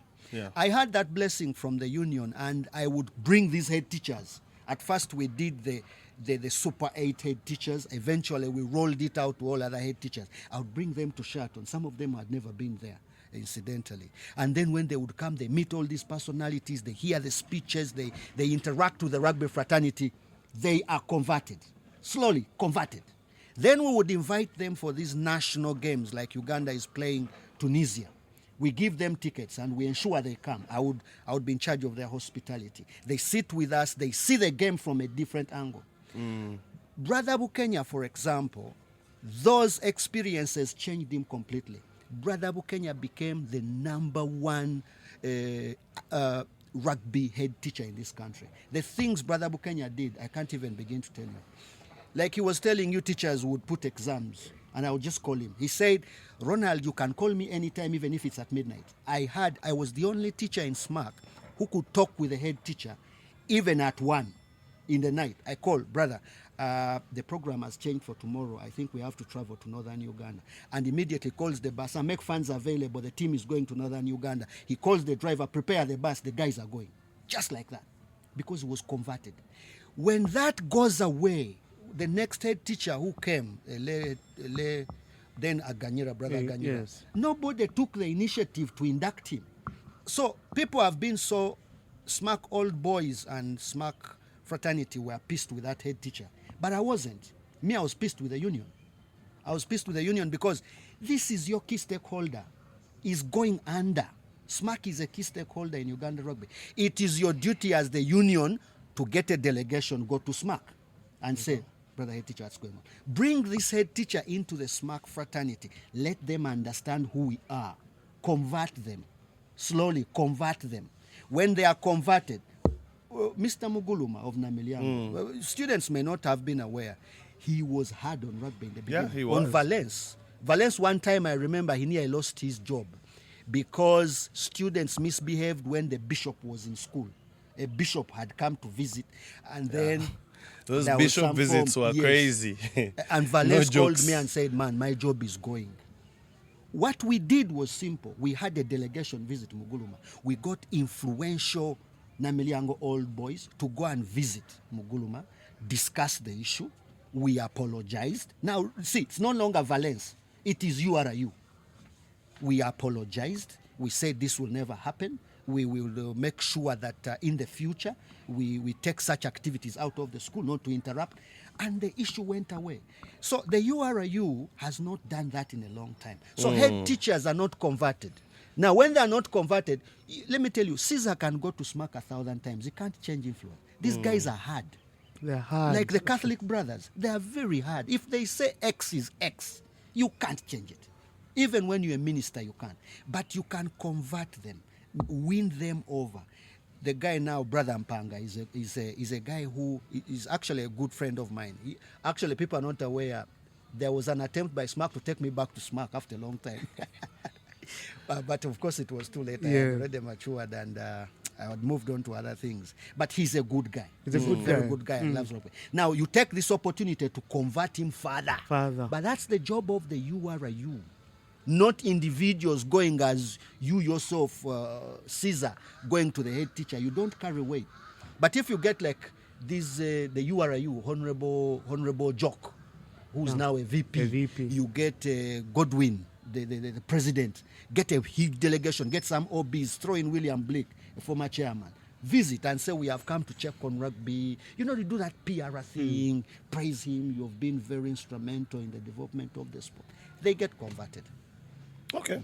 So, of course, we are still at the Gardens in Nigeria. A very, very serene space, as I always say. One where you can just have, especially going into a particular weekend like this one, enjoy your drinks, come with friends, family, loved ones, and all, and just enjoy the drinks. Lots of food available as well, different theme nights, and for specific nights like this particular weekend, when we are shooting this, there's going to be the East Africa Meat Carnival, which happens every last Saturday of the month. You can look out for it. East African variety of meats and different kinds of foods, plus East African music as well. So also not forgetting Nile Special as well, our partner that always helps us to push rugby in this country. Of course, the best friend of rugby in the country. And we do appreciate them for their efforts in helping us, as well as the podcast, to be able to bring these candid rugby conversations to the people. The state of rugby in general now, moving away from age grade. Of course, age grade ties into it, but looking at the state of rugby in general, what are your thoughts? Let me start with you, Caesar, on this one. I feel like... consider different aspects. Consider the marketing of the game, its growth, the players, the clubs, the national team, the general state. Surprisingly, I feel like the marketing we're not doing so badly. You might think we are concentrated in the I want to feel, people will say that I ate. I want to feel that the current Did union... you eat? The current union in its Did you second eat? term. They've done... Second term? Yes, second term. They've done quite a lot. The decision, I don't know whether it's this current union... Yes, it is. The decision to change into a 2-day circuit, for example, of its sevens tournament and take it to different countries, to different parts of the country. Well knowing that it will be a very big injury both to the clubs and the union. It's visionary leadership, I want to believe. It's visionary leadership and it is helping with the marketing of the sport. Now, the biggest struggle with our sport is it staying at amateur level. Is it staying at amateur level? I feel like for us to take that leap, because we have a lot of players. First and foremost, I support what Ms. Mutebi said. We badly need a university league, not because it will weaken the championship. What is it called? The championship. Yes. It's not weaken championship. It will just allow everyone else who's not good enough, like Justin Chimono, like Ivan Magom, not good enough to go straight from school, to keep up those players playing together and enjoy. And now we have people playing touch rugby. Every university all of a sudden has like a place where they play touch from. Good Friday, there's Good Friday touch at Kings Park. There's Friday touch everywhere. In Makerere it was there. I don't know about, but guys play because they love the sport, but they are not yet at the level of that competition at the high level. So I feel like the competition, the development should not be just because we have a very good 7th team and the 15th team is doing well and we're hosting. Let's not get complacent that the development is good. It's not. We need to do a little bit more to increase the number of players. We don't have players in the league. Okay. We struggle right now. We struggle to name 6-7 front rowers for the national team. If ready players. Now, surprisingly, Mr. Mutebi, we use the national team to blood players. Oh. We are playing a kid. We will get kids to say, let him play in the setup so that he grows into. This is the national team. This is the national team. Even in these international teams where we get players that are young, they are playing on. I want to believe Kamiza Jones jumped onto the national team because he had a stellar season. I want to believe. I don't watch so many Pirates games for obvious reasons, but I feel like I feel like we should do a little bit more development. And lastly, my biggest point, Mr. Mutebi has been talking so much about what the union needs to do to beef up schools rugby or revive it, which for me is my biggest love, my biggest down of this current administration, and indeed the one before of Andrew Owo. I don't know why, in their wisdom, and these are wise, intelligent men and women, I don't know why they neglect schools rugby. I just don't understand. It's a crime. It's a crime. Schools rugby is the foundation of Ugandan rugby. How we are neglecting it is playing. How you find Echemon, the current chairman of USRA, you find him struggling to get. It's unbelievable. You find union officials coming only on the final game. If Fat Cats didn't go to publicly publicize the final, I don't want to say it's because of us that the numbers came, no. But tell the people. Now we have a bunch of OBs calling me, Caesar, we need to talk to that coach. How can SMAC lose 3 consecutive finals? People who didn't even care what was happening in rugby in school. We need to do something more to beef up schools rugby and bring back. We had Super 8s. We have other teams that were playing, other 8 teams that are playing to qualify. Yeah. I feel like we should do more for schools rugby. But lastly, union needs to help clubs get sponsorship. It's high time, and clubs need to stop fighting the union. You see, you can't fight the leader of a sport. The leader of a sport is the owner of a sport. No one, we try to get sponsors. No one will speak to a sport unless they're speaking to their leadership. The owners and the union are the owners. Let's stop this bickering. Union is eating our money. The sponsor is eating. Let's get to the table. Cobs wants to go and be sponsored by MTN. Why shouldn't 2-3 union members come and say, let's go? Honorable joke. We'll go with Cobs. I say, okay, let me talk to Pirates because he's a Pirate. If Pirates wants to get another... I think he has a bigger picture. Yeah, he has a bigger picture, yeah. So if Honorable Joke comes and says, hey, Cobs, you want to talk to MTN? Let's go. Recently, we're in Parliament and we had a discussion with the MTN CEO, and he's looking into developing the country. Let's go and see. You get. But if he speaks as the vice chairperson of the union, if Godwin speaks as the union president, we have this club, it's part and parcel of our union, but clubs are hustling on their own. And most clubs don't have home grounds, which is one of the biggest source of sponsorship mileage for any.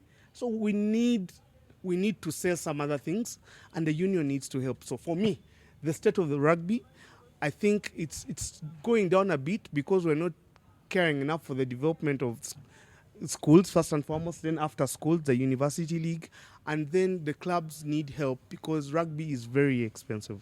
Rugby is extremely expensive. Traveling, carrying 30 people across the country. That's how I feel for schools. Schools are very rich, man. Taking a guy to Komboni, then tomorrow you're in Namilyango. The other day, man, it's crazy. So for me, that is it. We need support, but so far, there are certain things that are working. I'm telling you, there's certain things that are working. I'm happy with the administration. Of course, they can't do everything. They have to be reminded. But the administration is doing some good things. Rugby is being marketed there. We have tournaments left, right, and center.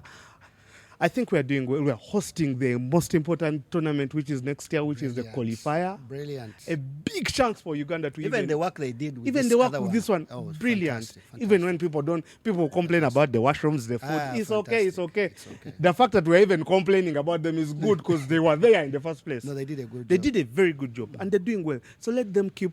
Unfortunately, I hate democracy. After this tenure, they are gone, and another team will come. And they will do their own thing. Me, I don't like democracy, man. Dictatorship develops things. Your thoughts on that? Not on democracy. Your thoughts on the state of rugby? For me, I would like to start with appreciating the current team. I'm always a very critical person, and some people don't like me for... I speak my mind. I'm not a guy you will influence. Even if you're my friend, I remember William Blake was my very good friend, but we used to have fights, Blake and I. So me, I'll always speak my mind. If I don't like it, I don't like it. And I'll tell you why I don't like it. But for the current team, I'd like to say I'm so happy with the way they have tried to bring us back. They have resurrected the game. I'll tell you this. They have brought us back from a hole. We had sunk in a hole. And the hole we had sunk in, and I'll be honest and candid here, Andrew Wall and his team took us into a hole. And it was because they refused to listen when people advised. It goes back to the reason why I stepped aside from USRA suddenly. It was because I had a meeting with Andrew Wall, and it was specifically on schools, his agenda for schools. I had the experience in schools. By then I had experience of over, was it like 12 or 14 years? I knew how it works. And I sat with him to advise. And he made it clear. He said to me, I'll never forget his words. Ronnie, we're taking another direction. That's what he said to me. You know, you have come to build the sport. You don't go against the people who have the experience in that area. And I told him, look, if we can't do A, B, C, D, which I feel will work, personally, I want you to enjoy your term. Let me not be an obstacle. I stepped aside. And I watched now the game from outside. And I saw everything I advised him. I saw it happen. I saw us start to sink. You see, when you sink the brand of rugby, sponsorship will go with it. It's by default. If Cobbs is playing very well, everybody wants to be on their shirt. Yes. Everybody. So if two people come and they want to be on Cobbs' shirt, then Cobbs will negotiate for a better deal. But people are not going to come for Jinja Walukuba in the league to say, I want to be on your shirt. If they're not playing very well, they will get mediocre because they're helping you. It's a favor. So when the brand of rugby went in a hole, everything went with it in the hole. So the current administration of Godwin has done a fantastic job pulling us out of that hole. However, there is still a lot to be done. Yeah. I thought I should start from the positive. Godwin has done a good job when it comes to marketing, to resurrecting the brand of rugby. He's done an excellent job. He's done an excellent job in terms of visibility of the sport. It had died. We're now getting numbers. Now people are interested in games, national The team and so on. government is interested. Government is interested and so on. But now there are those things that went in a hole that he needs to pull out. And one of them is age grade. He has to pull out age grade. I watched 3 games last 15 season. I watched Pirates Cobbs at Kings Park. You remember that game where Casito, I think, got a card and got irrational. Yeah, There yeah. was fracas.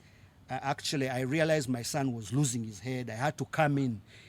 I think the decision by the referee was very, very unfair to him. And, tempers went up. I saw him fight with everybody. I was with William Blake, and I think I was with Godwin. I ran behind, and I calmed him down. He had gone volatile. So I watched that game. And I've watched the game Pirates Mongers in Entebbe. I also watched the game Pirates Heathens. And I'm telling you this, the standards, the levels have gone down. People might not want to accept. You see, there are many ways of looking at a game. When you're watching a game, there are fans who watch to see the tries get scored, then they cheer, Pirates has won. There are those fans. COVID funds. Yeah, for those of us who have a technical aspect in the game, if you've coached the sport, when you're watching a game, you're watching lots of things happening within there. I watched and I even remember telling William, I said, William, the standards are down, very down. He said, I agree. You know, basic mistakes that I would never even expect at a school game. You know, handling mistakes. When Pirates is playing Cobs, that is top tier rugby. It has to be top tier rugby. But when you see, small mistakes like handling errors, decision making at the ruck, offside, that these stupid offsides, like a player just tackling somebody from the ground, being offside at the breakdown. And I said, this can't be happening at this level. It's not for that level. The decision making, the panic when you're in the 22, that discipline in the 22. The standards are down. But it's not the fault of the clubs. It is the players they're getting. You see, at club level, you don't do basic training. It would be ridiculous. If a coach of Cobs started coaching ball skills, it's ridiculous. That is done before you get there. So it means these players came to get to that level with poor basics. Yeah. And where did they come from?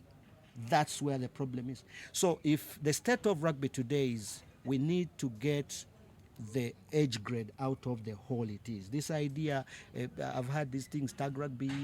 Tag rugby is just, it shouldn't even be in the setup of the union. Tag rugby. It's not, I wouldn't even promote it because what is it we're promoting? This is what we do as you and I when we go to the beach, when we want to just have fun. But schools rugby, we used to have those Naguru kids had programs that were very serious at Chadondo. They would come there and play. I remember them requesting me to participate in the schools league, and I allowed them to play an under 14 and under 16. Actually, one of them won an under 16 tournament. Those are the things the current administration has to pull out. You pull them out so that when they're out, then you can now get us all back to the same level. The other one and the last one is emotions. There's too much emotions currently. Okay. The emotions, when you become a leader, you see there is a difference. Right now I can criticize, and I've been doing that. I know some people are going to be pissed with what I've said and so on, because I'm just a fan. Are you getting that? But way back, I could never even agree to sit on this podcast. If I did, I would be very careful what I do, because when you are a leader, when you're in management, you control your emotions. Okay. Caesar has said something terrible, okay? It's terrible. Find a way of sorting it out without publicizing it and making it a big mountain out of a small hill. So the current executive, their emotions, I've seen the Magomo issue, and I realize their emotions. You need to rise up above this. They will abuse you. Let me tell you, fans will abuse you. I would walk on the Kampala Rugby Club. There used to be this lady, Mama Cobbs. Oh my God. Oh my God. One time I was with my daughter, young daughter, and then the chick just came and said, Mutebi, you were thug. You were thug. And then my daughter said, what have you done to her? I said, it's just rugby issues. Daddy, you I would walk onto the Namilyango pitch, and then the kids will all, in chorus, start to sing, Mutebi, you were thief. Mutebi, you were thief. Now, you don't come back at Usra and then cause a DC to discipline the fans of Namilyango. As a leader, those things will happen. Walakira pushed me. Walakira, I was school's chair. And I was a member of the URU. I was very influential during that time. I was, like they said, I was close to Bleak and the team. I would have pushed that through. Walakira pushed me. And I just laughed it off. I laughed it off because as a leader, you control your emotions. Currently, emotions are not controlled. Ivan Magomo does something wrong, and then you become so emotional, and then, we are all I'm seeing in the press I follow. Those are emotions. That one was a small hill. How was that situation supposed to be handled? How best could it have been handled? Ivan Magomo is a hothead. We've been talking here. Hotheads have an advantage and a disadvantage. The advantage is that adrenaline pushes them to do wonderful things, hotheads. Their disadvantage is they will always, 10 out of 10, they will say things before they've thought about them, hotheads. So, because they make good players, we need them. But because they normally pour out before they've thought, we must learn to contain them. When Ivan made those statements, I went back. I think it was Caesar who sent me the transcript. I said, Caesar, I want to see what Ivan said. And he sent it to me. I read it. One, it was wrong of Ivan to say that because he's accusing a key stakeholder of Uganda Rugby. Government is very nice to us currently. We don't want to be seen as if we are antagonizing with them. However, what was said was not like shooting a person to death. Red Pepper, there used to be a platform called Rugby Fan Zone. I don't know whether it's still around. Still there. Yes. UG Rugby Fan. UG Rugby Yes. Fan Zone, yeah. I don't know whether you know the original owners and the original people. Everyone knows. Exactly. Yeah. I think I know. We're not going to We're mention not going that. Yes. Now, you know the original owner. Now, when we were in the union, Rugby Fan Zone had us for breakfast, for lunch, for dinner. Actually, even they had us for a drink in the night. Just stories. How we have stolen money, how we have done ABCD, and they would mention by names. I have articles, I screenshot them, I have a good record, a good collection of records of what happened. And we would sit with William and all the other guys, David Case and all the others. We would sit and we say, guys, there's this story, and we say, just let them, leave them. When it would go so far, I remember William going to talk to Godwin, said, Godwin, what is up? You're going to scare the sponsors. Is it what you want?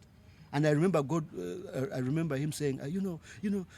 It's so ironic. But you see, at the time, we knew fans will have emotions. It's okay. Are you getting that? And we would sit with them. It's only when we would see them cross the line, we would sit and talk. Yeah. But we never meted out, these huge punishments. Red Pepper, there used to be a guy called Katongole who would just want to do, what Red Pepper does best. So now when I saw this issue, I thought, in my opinion, you asked a question, how would it have been handled? Yeah. Ivan should have apologized and withdrawn the statement. After that, there are many punishments. You see, the whole idea of punishing, I like how the Americans call it correctional facility, not prison. The idea is not to kill you. The idea is to rehabilitate. Yeah, rehabilitate. The current coach of the national team had issues of indiscipline, Fred Mudola, during our time.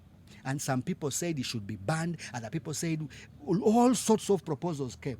But in the end, William decided and said, William and a couple of other guys said, no, let's rehabilitate him. We need him. He's still delivering. Don't kill his career. And I remember the punishment was a funny one. They made Fred referee school games. Fred Mudola. It was humbling because he had abused the referee. Are you getting that? Now you go and call games and then they abuse you. And Fred Mudola that whole season was reffing school games, reffing school games. So there are better punishments. So the 6 months was, for me, was not okay. Do you think anything in what he said was justified? Because he talked about maybe delaying payments. He talked about maybe some of the money that were promised not coming through, things like that. Do you think there was any merit in what he said? I was in the union, and I'll tell you this. And I know Godwin and his team also spend nights on this. Money will never be enough. It will never be enough. I'm telling you, outside you guys will hear these guys got 2 billion. But of that 2 billion, these guys have actually got 600 million. But of that 600 million, they have debts. Debts. Like huge debts, debts which are at a point of where they're coming to mortgage, to attach some of the things. And you do a priority. They struggle with all that. But what needed to be done was you sit with the players. Okay. You sit with them. Don't send anybody. You call them You sit with them. Adrian Bukenya was very vocal on player welfare during his time. Very, very vocal. I remember William one time saying, "Oh my God, this guy is killing me." Because the guy would demand for allowances. And that generation of players were really, really, not the Magomu level. These were serious guys. But the issues would be that William would go and meet them. And I think even Godwin has to do that. Because, and I'm on his side on this one, he must be doing his best. And money is not enough. And these guys also, they want their money.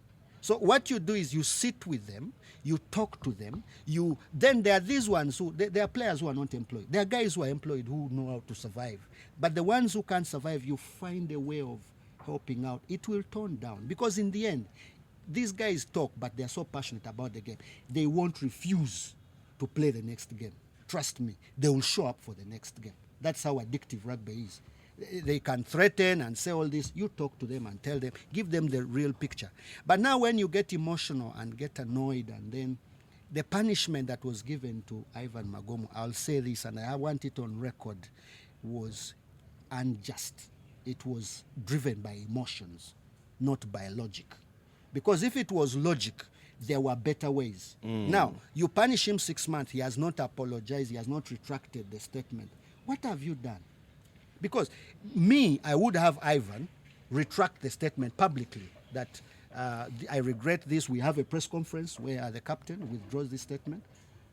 And even as a URU, we apologize. You've cleared your name as the union that you're... What happens if he refuses? You see, we can't know what happens if he refuses before you've put it on the table. Because if they had put it on the table, there are people, Ivan, there are people he listens to. When Ivan was a problem in Pirates, you remember when he used to get lots of yellow cards, then at one time I think there was a red card, he was attacking referees. I remember Sam Mahamia being so pissed, and everyone was pissed at Pirates. The idea was, at this kid, I told them, calm down. Let me talk to the boy. I took Ivan aside, we had a chat. Like a whole day, we even had lunch together. We had a chat. These are young boys. They're just maturing. They're hotheads. They have a lot of energy in their head. So when you talk to them, they see the bigger picture. Ivan never got a yellow card again. And that's the time he was made captain of Pirates. And from that point on, Ivan became a different Ivan. He would never attack a referee. He would never talk back. He would walk away. He was a very disciplined Pirate. From that time, if it has come back lately, we need mechanisms where we talk to them. They're young. All right, and my last question on this would be, you've shared a lot of wisdom, a lot of insight, and you have been there in the trenches. Do you have any thoughts of coming back in higher URU offices, positions? I know there are certain terms that are about to end. There are certain vacancies that will open up. To be honest, I know the timing might look like maybe I'm interested in something. No, I'm not. I love rugby, and my love, it's not a love I can speak for. It speaks for itself. I want to be part of the solution, if I can. But I am not planning on any URU position or something. However, when it comes to rugby, I have heard lots of voices. Ramsey was the first, but I've heard voices from other people who have come and said, there is a lady in Entebbe who is Regina. Yeah. There are other people, Brian Makalama. I've interacted with people who have said, Ronnie, it's dying. You need, if you can, we can, let's... And this is me trying now. This, me coming on this podcast, is me trying to come and say what I feel needs to be done. But in terms of coming back, yes, I will play a part in rugby, but at another level. I've told you University League is an area that is missing in Uganda. I am already having these ideas of going back into rugby, but now I want to build that. I want to be a part of how the University League can be structured. But of course also, and I've said this, the URU must show interest. It must be a priority. If terms are ending, and these guys might have had their work plan, and maybe it wasn't there, and you wouldn't blame them if they don't touch it because it wasn't in their work plan. But the guys who are going to come in, I know there has to be a group of people who are preparing work plans.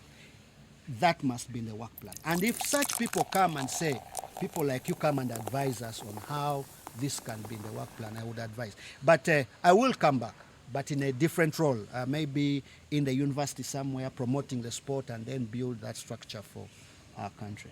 Yeah. Caesar, we had talked about some of those particular memories and incidents with Mr. Mutebi. Do you have any you'd like to trigger maybe his memory with? Yeah, true. Not a bad one, eh? Some there were times, there were just a few. One of them, I have 4 actually, just 4. The first one is on a personal level. In S6, like I told you, we would never allow senior 6 people to be involved in rugby, especially after schools league has ended. But we agreed as a class that we would never participate in sevens apart from our home circuit, which we had taken a bit of time without winning. We'd always lose at the finals or the semis. So our captain, now Director Ruwango, told the boys that we will only play the home circuit. The rest of the circuits, the incoming people, the Kasules, will play. So at that time, because I was an assistant to Mr. Mutebi, at the time he was busy. He was really, really busy. That traveling he's talking about, he really was. He was never in school. So I told him I want to take up the team. I want to take up the team. I want to be the coach. I want to be the one guiding the team. At that time, he gave us, Mr. Katawala did the patron work because I wasn't a teacher. So I took it up. And for me, that's one of my biggest highlights of schools rugby. Like, I took this bunch of Form 5s and Form 3s and we won the sevens tournament. Yeah. Why I'm telling you that story is on our home circuit, we prepared and we had a bunch of our senior players, Omara, Jude at that time, and the captain himself, they were injured. So I went and told, so when I failed to play, That was the year of Sonzi, yeah? Yes, Sonzi. Yeah. So when I failed to play, I went through the I have an issue in Sonzi, but when I failed to play, we went through a level of, so I was a team doctor at some point, and I became a water boy. Then I did everything. Water boy was first. First Then you years, became team doctor. I went Then through the process team of manager. team manager. Then I started being a big head to Mr. Mutebi. On that final, Mr. Mutebi had an USRA meeting. I remember very vividly. But he had the meeting at school because almost all the patrons were around for that tournament. So the week leading to that, I told my classmates that we have to win the circuit. So those ones who have injuries speak early. So I went to the nurse and prepared for a shot, and a diclo shot.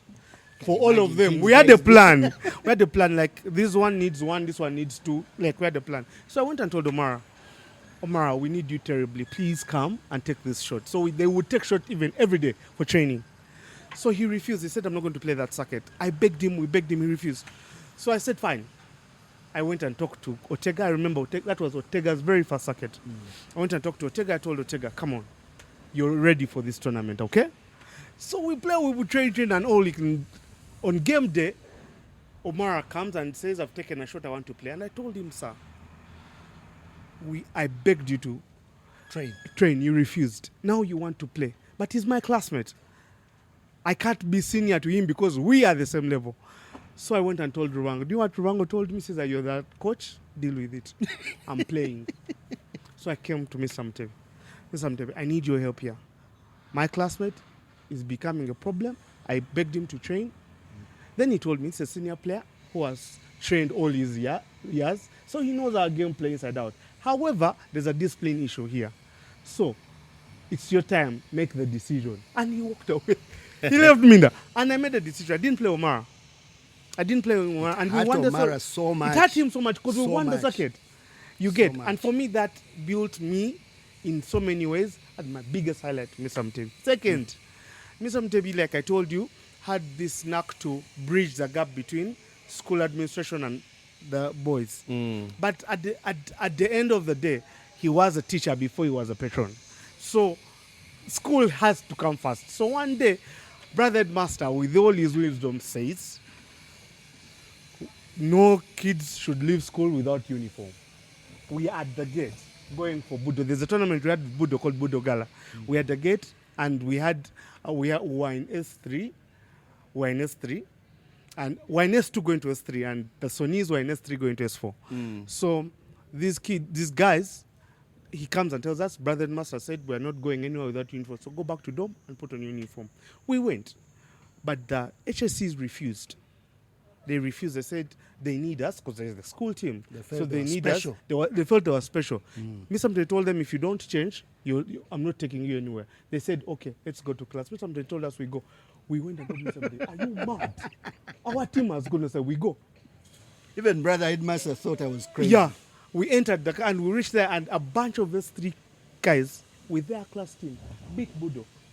Beat Budo with Luce and Chanowira, and I was like, what the hell is happening here? Hamia still cries about that. What the hell is that? For me, that's a highlight. The fact that at all costs,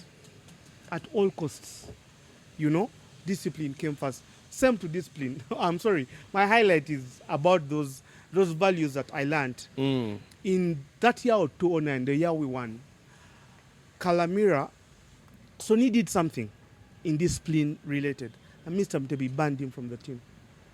Because he banned him from the team, his classmates, Kalamira, who was the captain at that time, revolted. They revolted. And Mr. Mutebi said they're not going to play. We ran mad. We went to Brother Headmaster.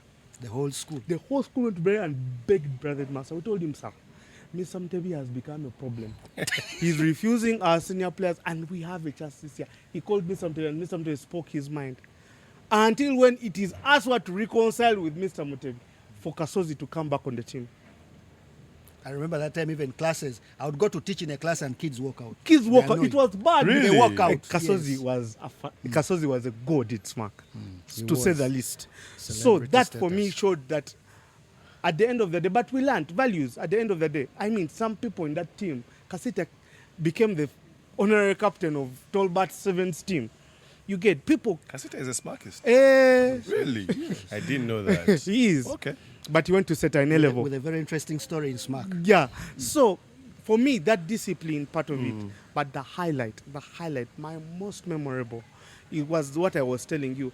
Because of hot-headedness, all our best rugby players would end up going to schools. Mr. Mutebi was in class. A story is told that Mr. Mutebi was in class in Namilyango. Don't embarrass me. Teaching technical drawing to the Fanwells. And peeped in the window and saw Kalamira, Halerimana, and Sony walking into Namilyango to pick admission letters. Yes. The class ended there. Yes. He put them in his car, drove them back to SMAC, and got them admission letters. That changed the tide of SMAC rugby as we know it. Mr. Mutebi, why are you an enemy of progress? No, but For this was suicide to this me. was suicide. It was suicide. So those moments It was for me, survival. those survival moments to me, instincts. having the ability to balance, because he loved us as players, he loved the kids, but not forgetting the fact that he was a teacher. For me, that was the biggest highlight for me. I wasn't in technical drawing, but I had that he would just come and he tells you rugby stories, and then afterwards he gives you assignments. Exactly. And see, Exactly. I wasn't very good at TD. I joined TD because of rugby, because I just enjoyed stories from Mr. Mutebi and how he was planning. And man, I say this not enough. Mr. Mutebi molded the kind of rugby personality I am, if I am any personality. Of course you are. He molded the kind of rugby personality I am. It took me to manage impies, and it was effortless. It wasn't effortless because they later accused me of eating money. But for me, I see you as a manager. I don't know why it hasn't yet happened. And I want you to manage that club. We are going to make. We are going to design a I want you to manage Cobs. We are going to be. I want you to manage Cobs. We are going to remove. Chanowira has done a good job. Unbelievable job. And But people were doubting. Yeah, they were. But like I Chano told you, has done a good Chanowira job is at going to be Pirates. affected by Yes. democracy. Exactly. He's leaving. And all his work. No. Democracy is No, okay. no, Living it is is not. okay. It's No, not okay. Let me tell you, living is okay because it's through living we get others with better ideas. Well, so it's okay. Okay. True. But from what I've learned from my club, the recent past, and I go on record. We need to manage who comes in. We need to manage who comes in, because if you don't and leave it to democracy. No, you don't have to manage who's coming in. We have to set systems that allow the best person to come in. I think for me it's about That systems. is a story for another but day. that's a story for we might not end. Anyway, so yeah, for me that is brief descriptions of these people or moments. The first one, Ivan Magom. Me? Yes. Wow.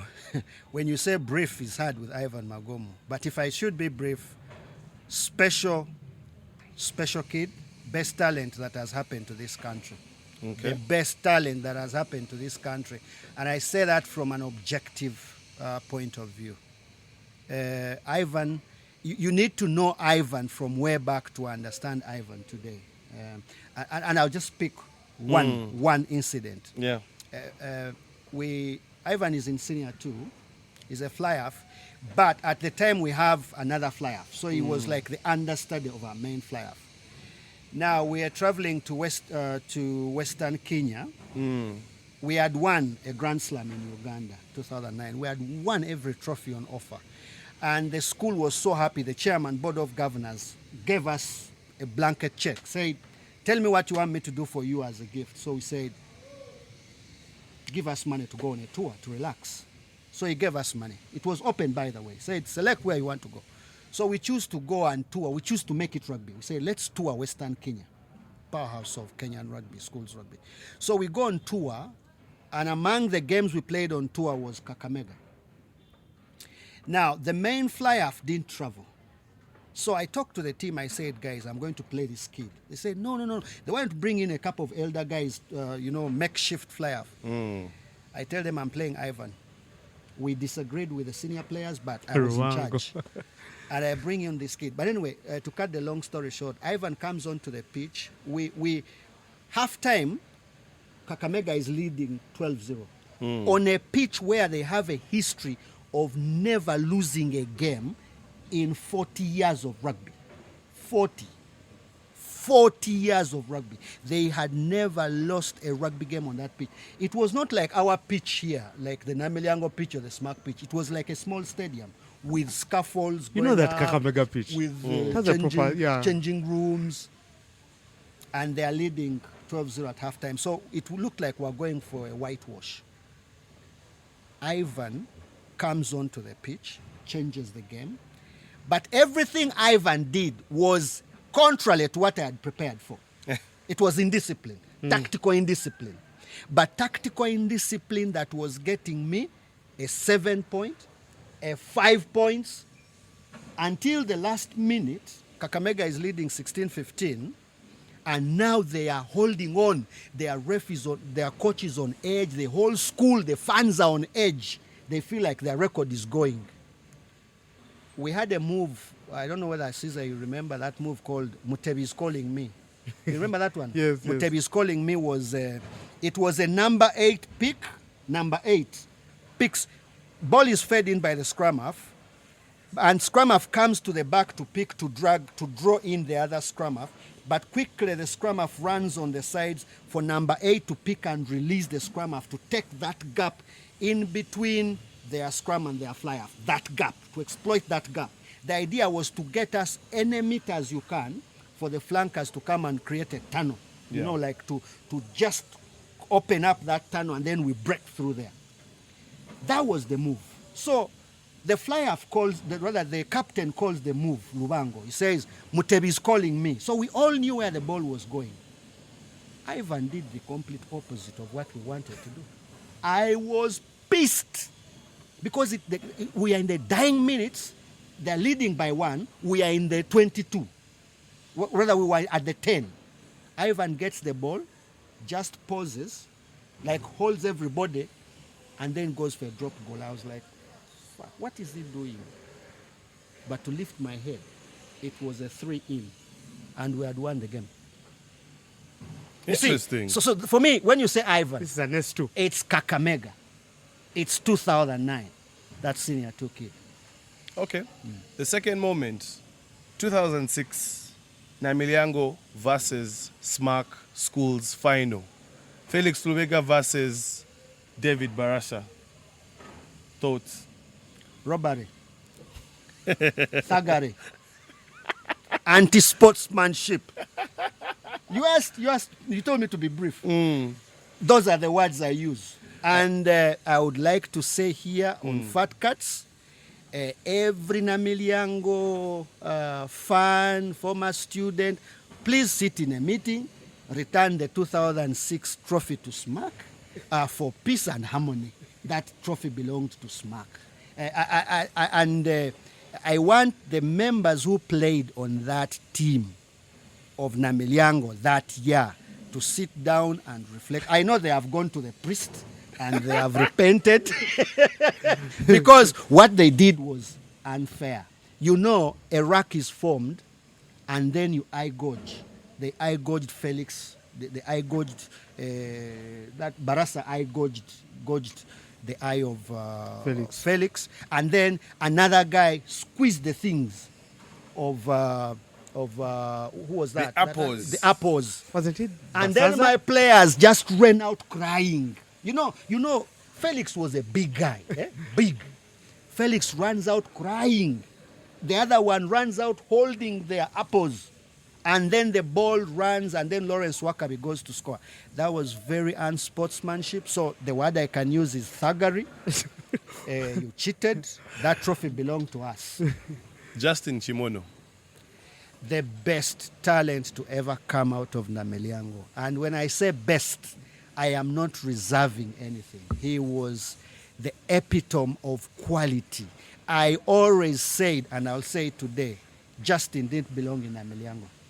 Justin belonged to SMAC. I will be honest here. Justin, his style of play, his thinking, his discipline, his coolness of head were all SMAC traits. And if I may make a confession, I attempted to take Chimono to SMAC for Senior 5. I talked to the head teacher. It had never happened in SMAC history. We never take anyone exotics. We never take exotics, rugby exotics at A level. But brother said, if you can convince him to come, I'm okay. We had conversations with Justin.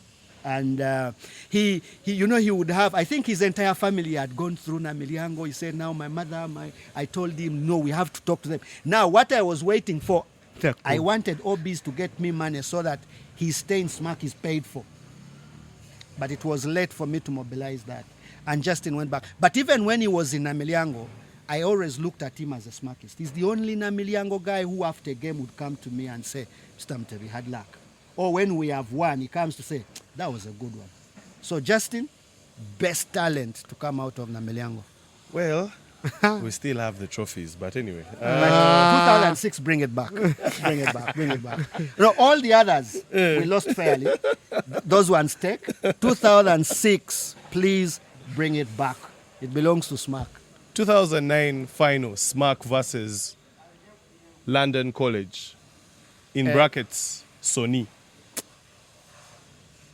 That was the climax. It's the climax. It remains the happiest year of my life in rugby, but also it remains, 2009 is a testament of patience, what patience can do. We had wanted the trophy so badly. We tried in 2006 in 2004 when I just joined, I didn't coach that team. I was more administrative work. Those guys, the Alfred Karekahos and company were just, I even feared them as a teacher. Mine was to sit on the bench. Alfred would stand in number 10 and tell me who to bring on, and then I'll do what he has told me. Alfred coached that team. So 2004, yes, Alfred, he was the captain and the coach. He would just tell me, Mr. Mutebi, bring on so-and-so gets out. Like that. And then I would do what he has said.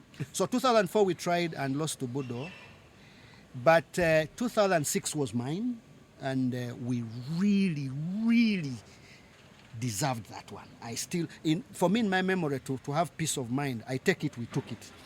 Yeah, we took it. But it wasn't given to us.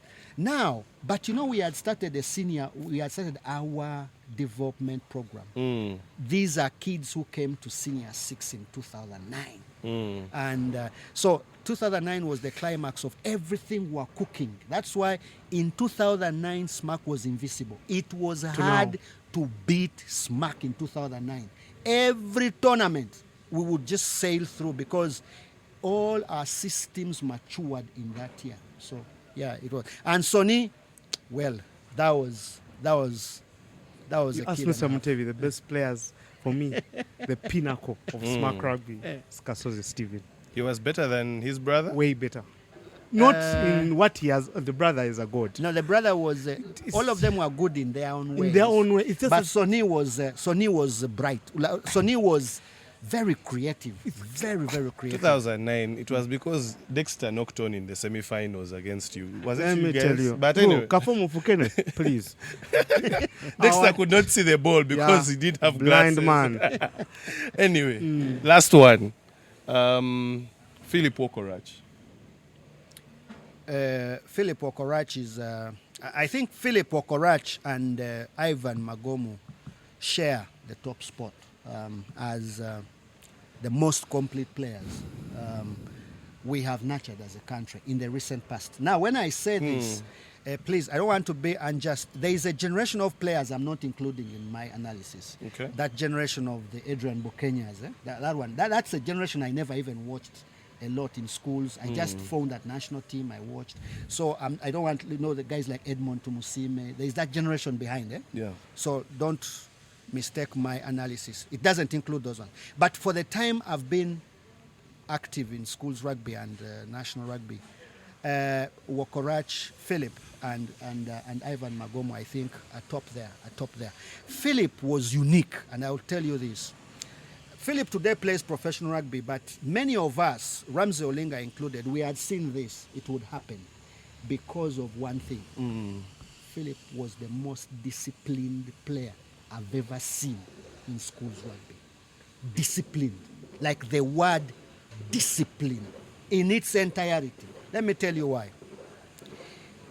At the time when Hannah was causing havoc for everybody, there was this game between SMAC and Hannah. And we played, and Hannah, we were pressing Hannah, we were taking them. Bijik deliberately used an elbow on my player, on the head. And Hannah, by then Hannah was captained by Musoke. They had this militaristic, kind of like Namilyango version of rugby. Of temper. Now, when they did that, all of them celebrated that. And Philip ran to my player, tried to help him, called the medics. We attended the player. He stayed there. He came to me and said, "Man, I'm sorry. This shouldn't be happening in rugby. Please forgive us." I'll never forget that. I will never forget that. In the Hannah of that time, there was some form of indiscipline within Hannah. But Philip always stood out as a different character. He would do his thing. He would sidestep your entire team, touch down, celebrate, then come to you and say, "Mr. Mutebi, pole. That kind of thing. So I take him up there with Ivan. Shithousery. Yeah, he was good. Yeah. So, jumping into some social media comments and maybe some questions. Let me start with the quoted ones. We did put out a post on our Twitter or X, depending on how you call it. I hope they haven't eaten me alive. Asking people to share to leave a question, to ask a question or to leave a comment. First one was from a person called Juko Ntali. Funny how guys from other classes would fluke to attend classes that he was teaching just to listen to his rugby stories. I said it here. Tebzi, I stand, he says. Another person, Timo, saying, making kiddos do Masai walks. Wario Fachi. Masai walks were not rugby related. Yeah, they were. That's not a rugby question. That's not a rugby in question. school. No, that It was doesn't have to. You don't tell people what to ask. People will do what they want. Masai walks behind the administration block. Someone is asking if you stand with Magom. We have talked about that. I do stand with him. Someone is asking, does it still have a BlackBerry? Is anybody having a BlackBerry these days? I don't know. No. I think the I'd BlackBerries expect, have I'd expect someone like Joel on the other side of the city to have a BlackBerry. He's the guy who usually has random gadgets, something like that. I held on to them for a long time until when they were not feasible anymore. Someone is asking respectfully, who is he? Watch this podcast, you'll understand. Yeah, going into now the replies. Where does one get a double-headed coin? Which I don't know how, anyway. It alludes back to the other thing we talked about of the one-sided smack coin.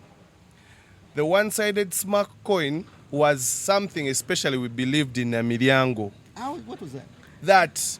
This is what happened. Every time, and I witnessed this because there's a circuit in Crimland where we played you guys in the final. Yes. Every coin toss that Smack went in, they won. To the point where they were like, Mr. Mutebi brings a coin that has heads on both sides. And ensures his team chooses heads. And I kid you not, Crimland 2010, Yes. we went.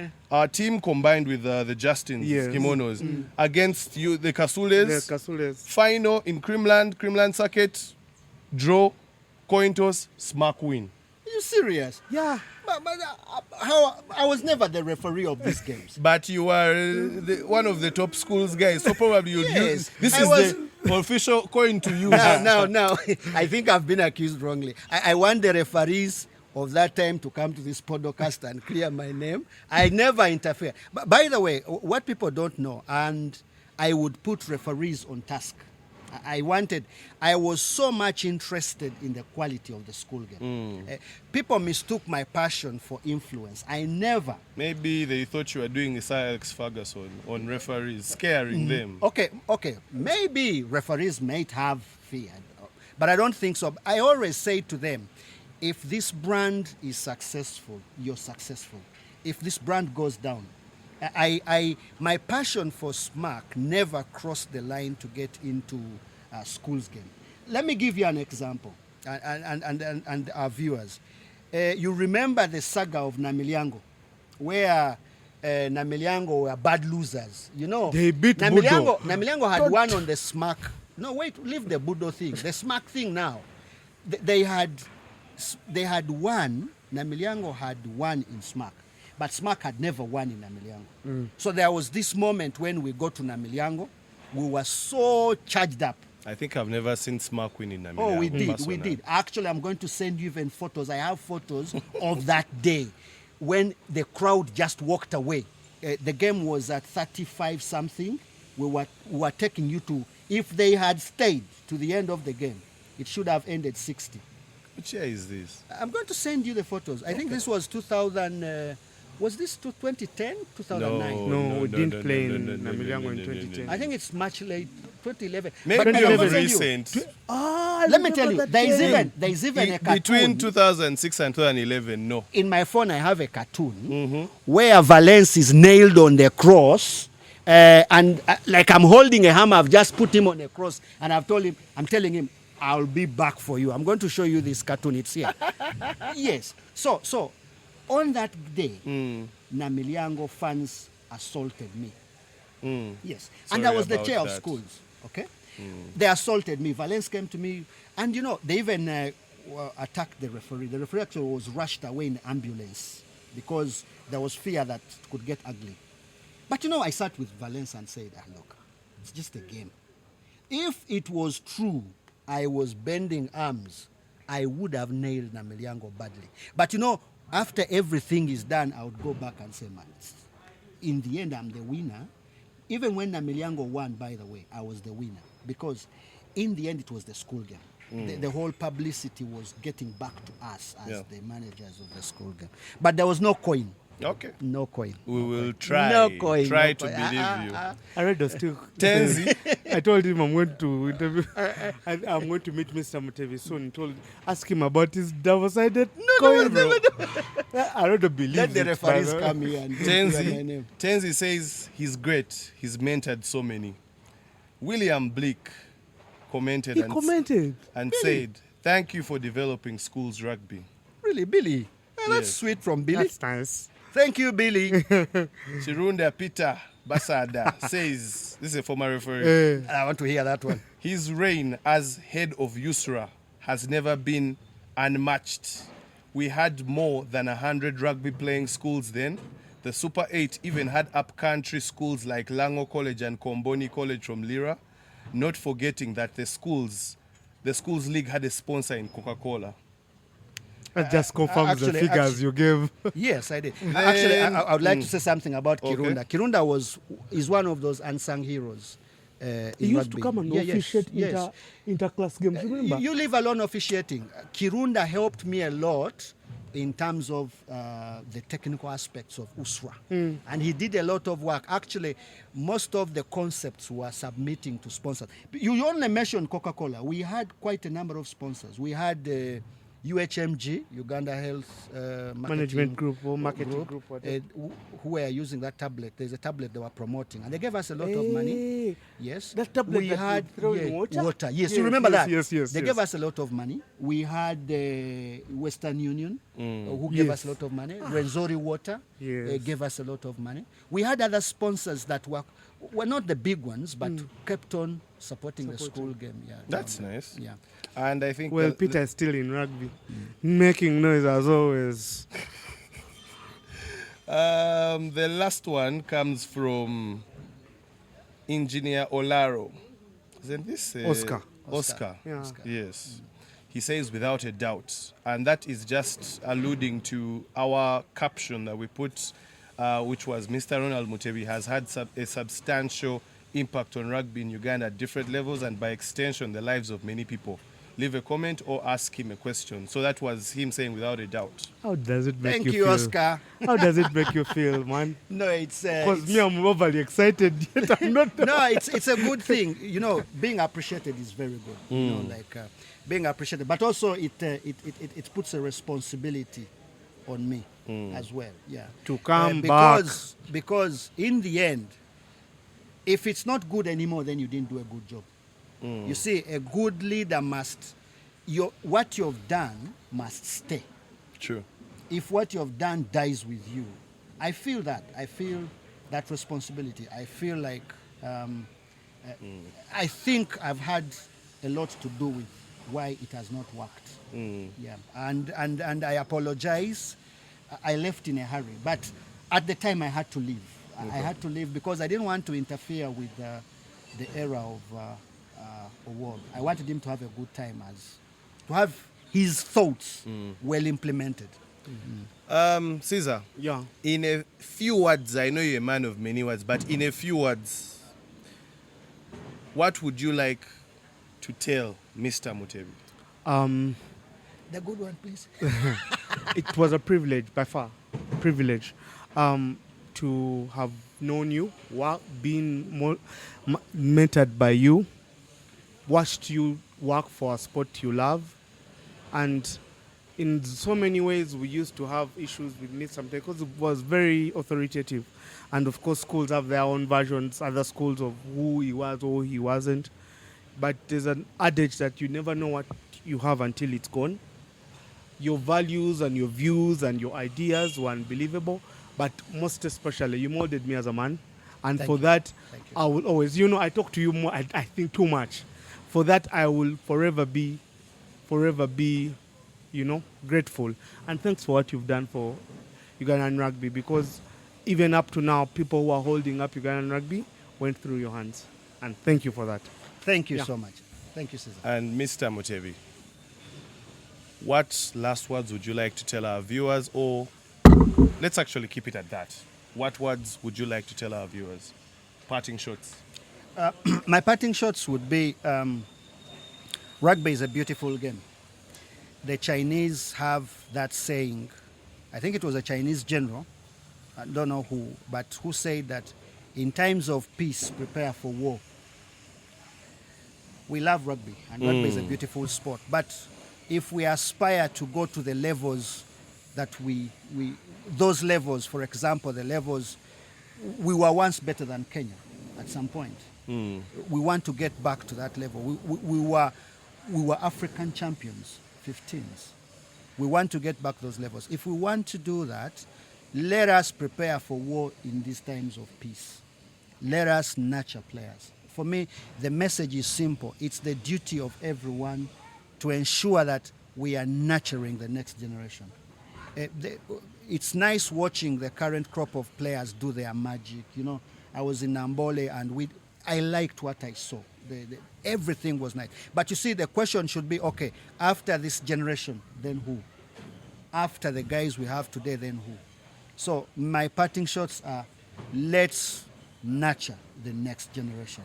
Let's go back to development of rugby. Let it be priority of all of us to ensure that the development structures get attention and they are working. There you've had it. We have for quite a while been asked to have a SMAC edition after many SMACs complained about the Namilyango edition. But I think it's a privilege that we've had him here. It could have gone for an entire day, but we have to do other things. There's rugby as well, to be watched and played depending on what capacity you're in. But this has been particularly long, but it is worth every minute and every second. So I hope you enjoy it. Please leave a comment, please subscribe, and just please always follow the Fat Cats. Thank you for being a part of this episode. Cheers.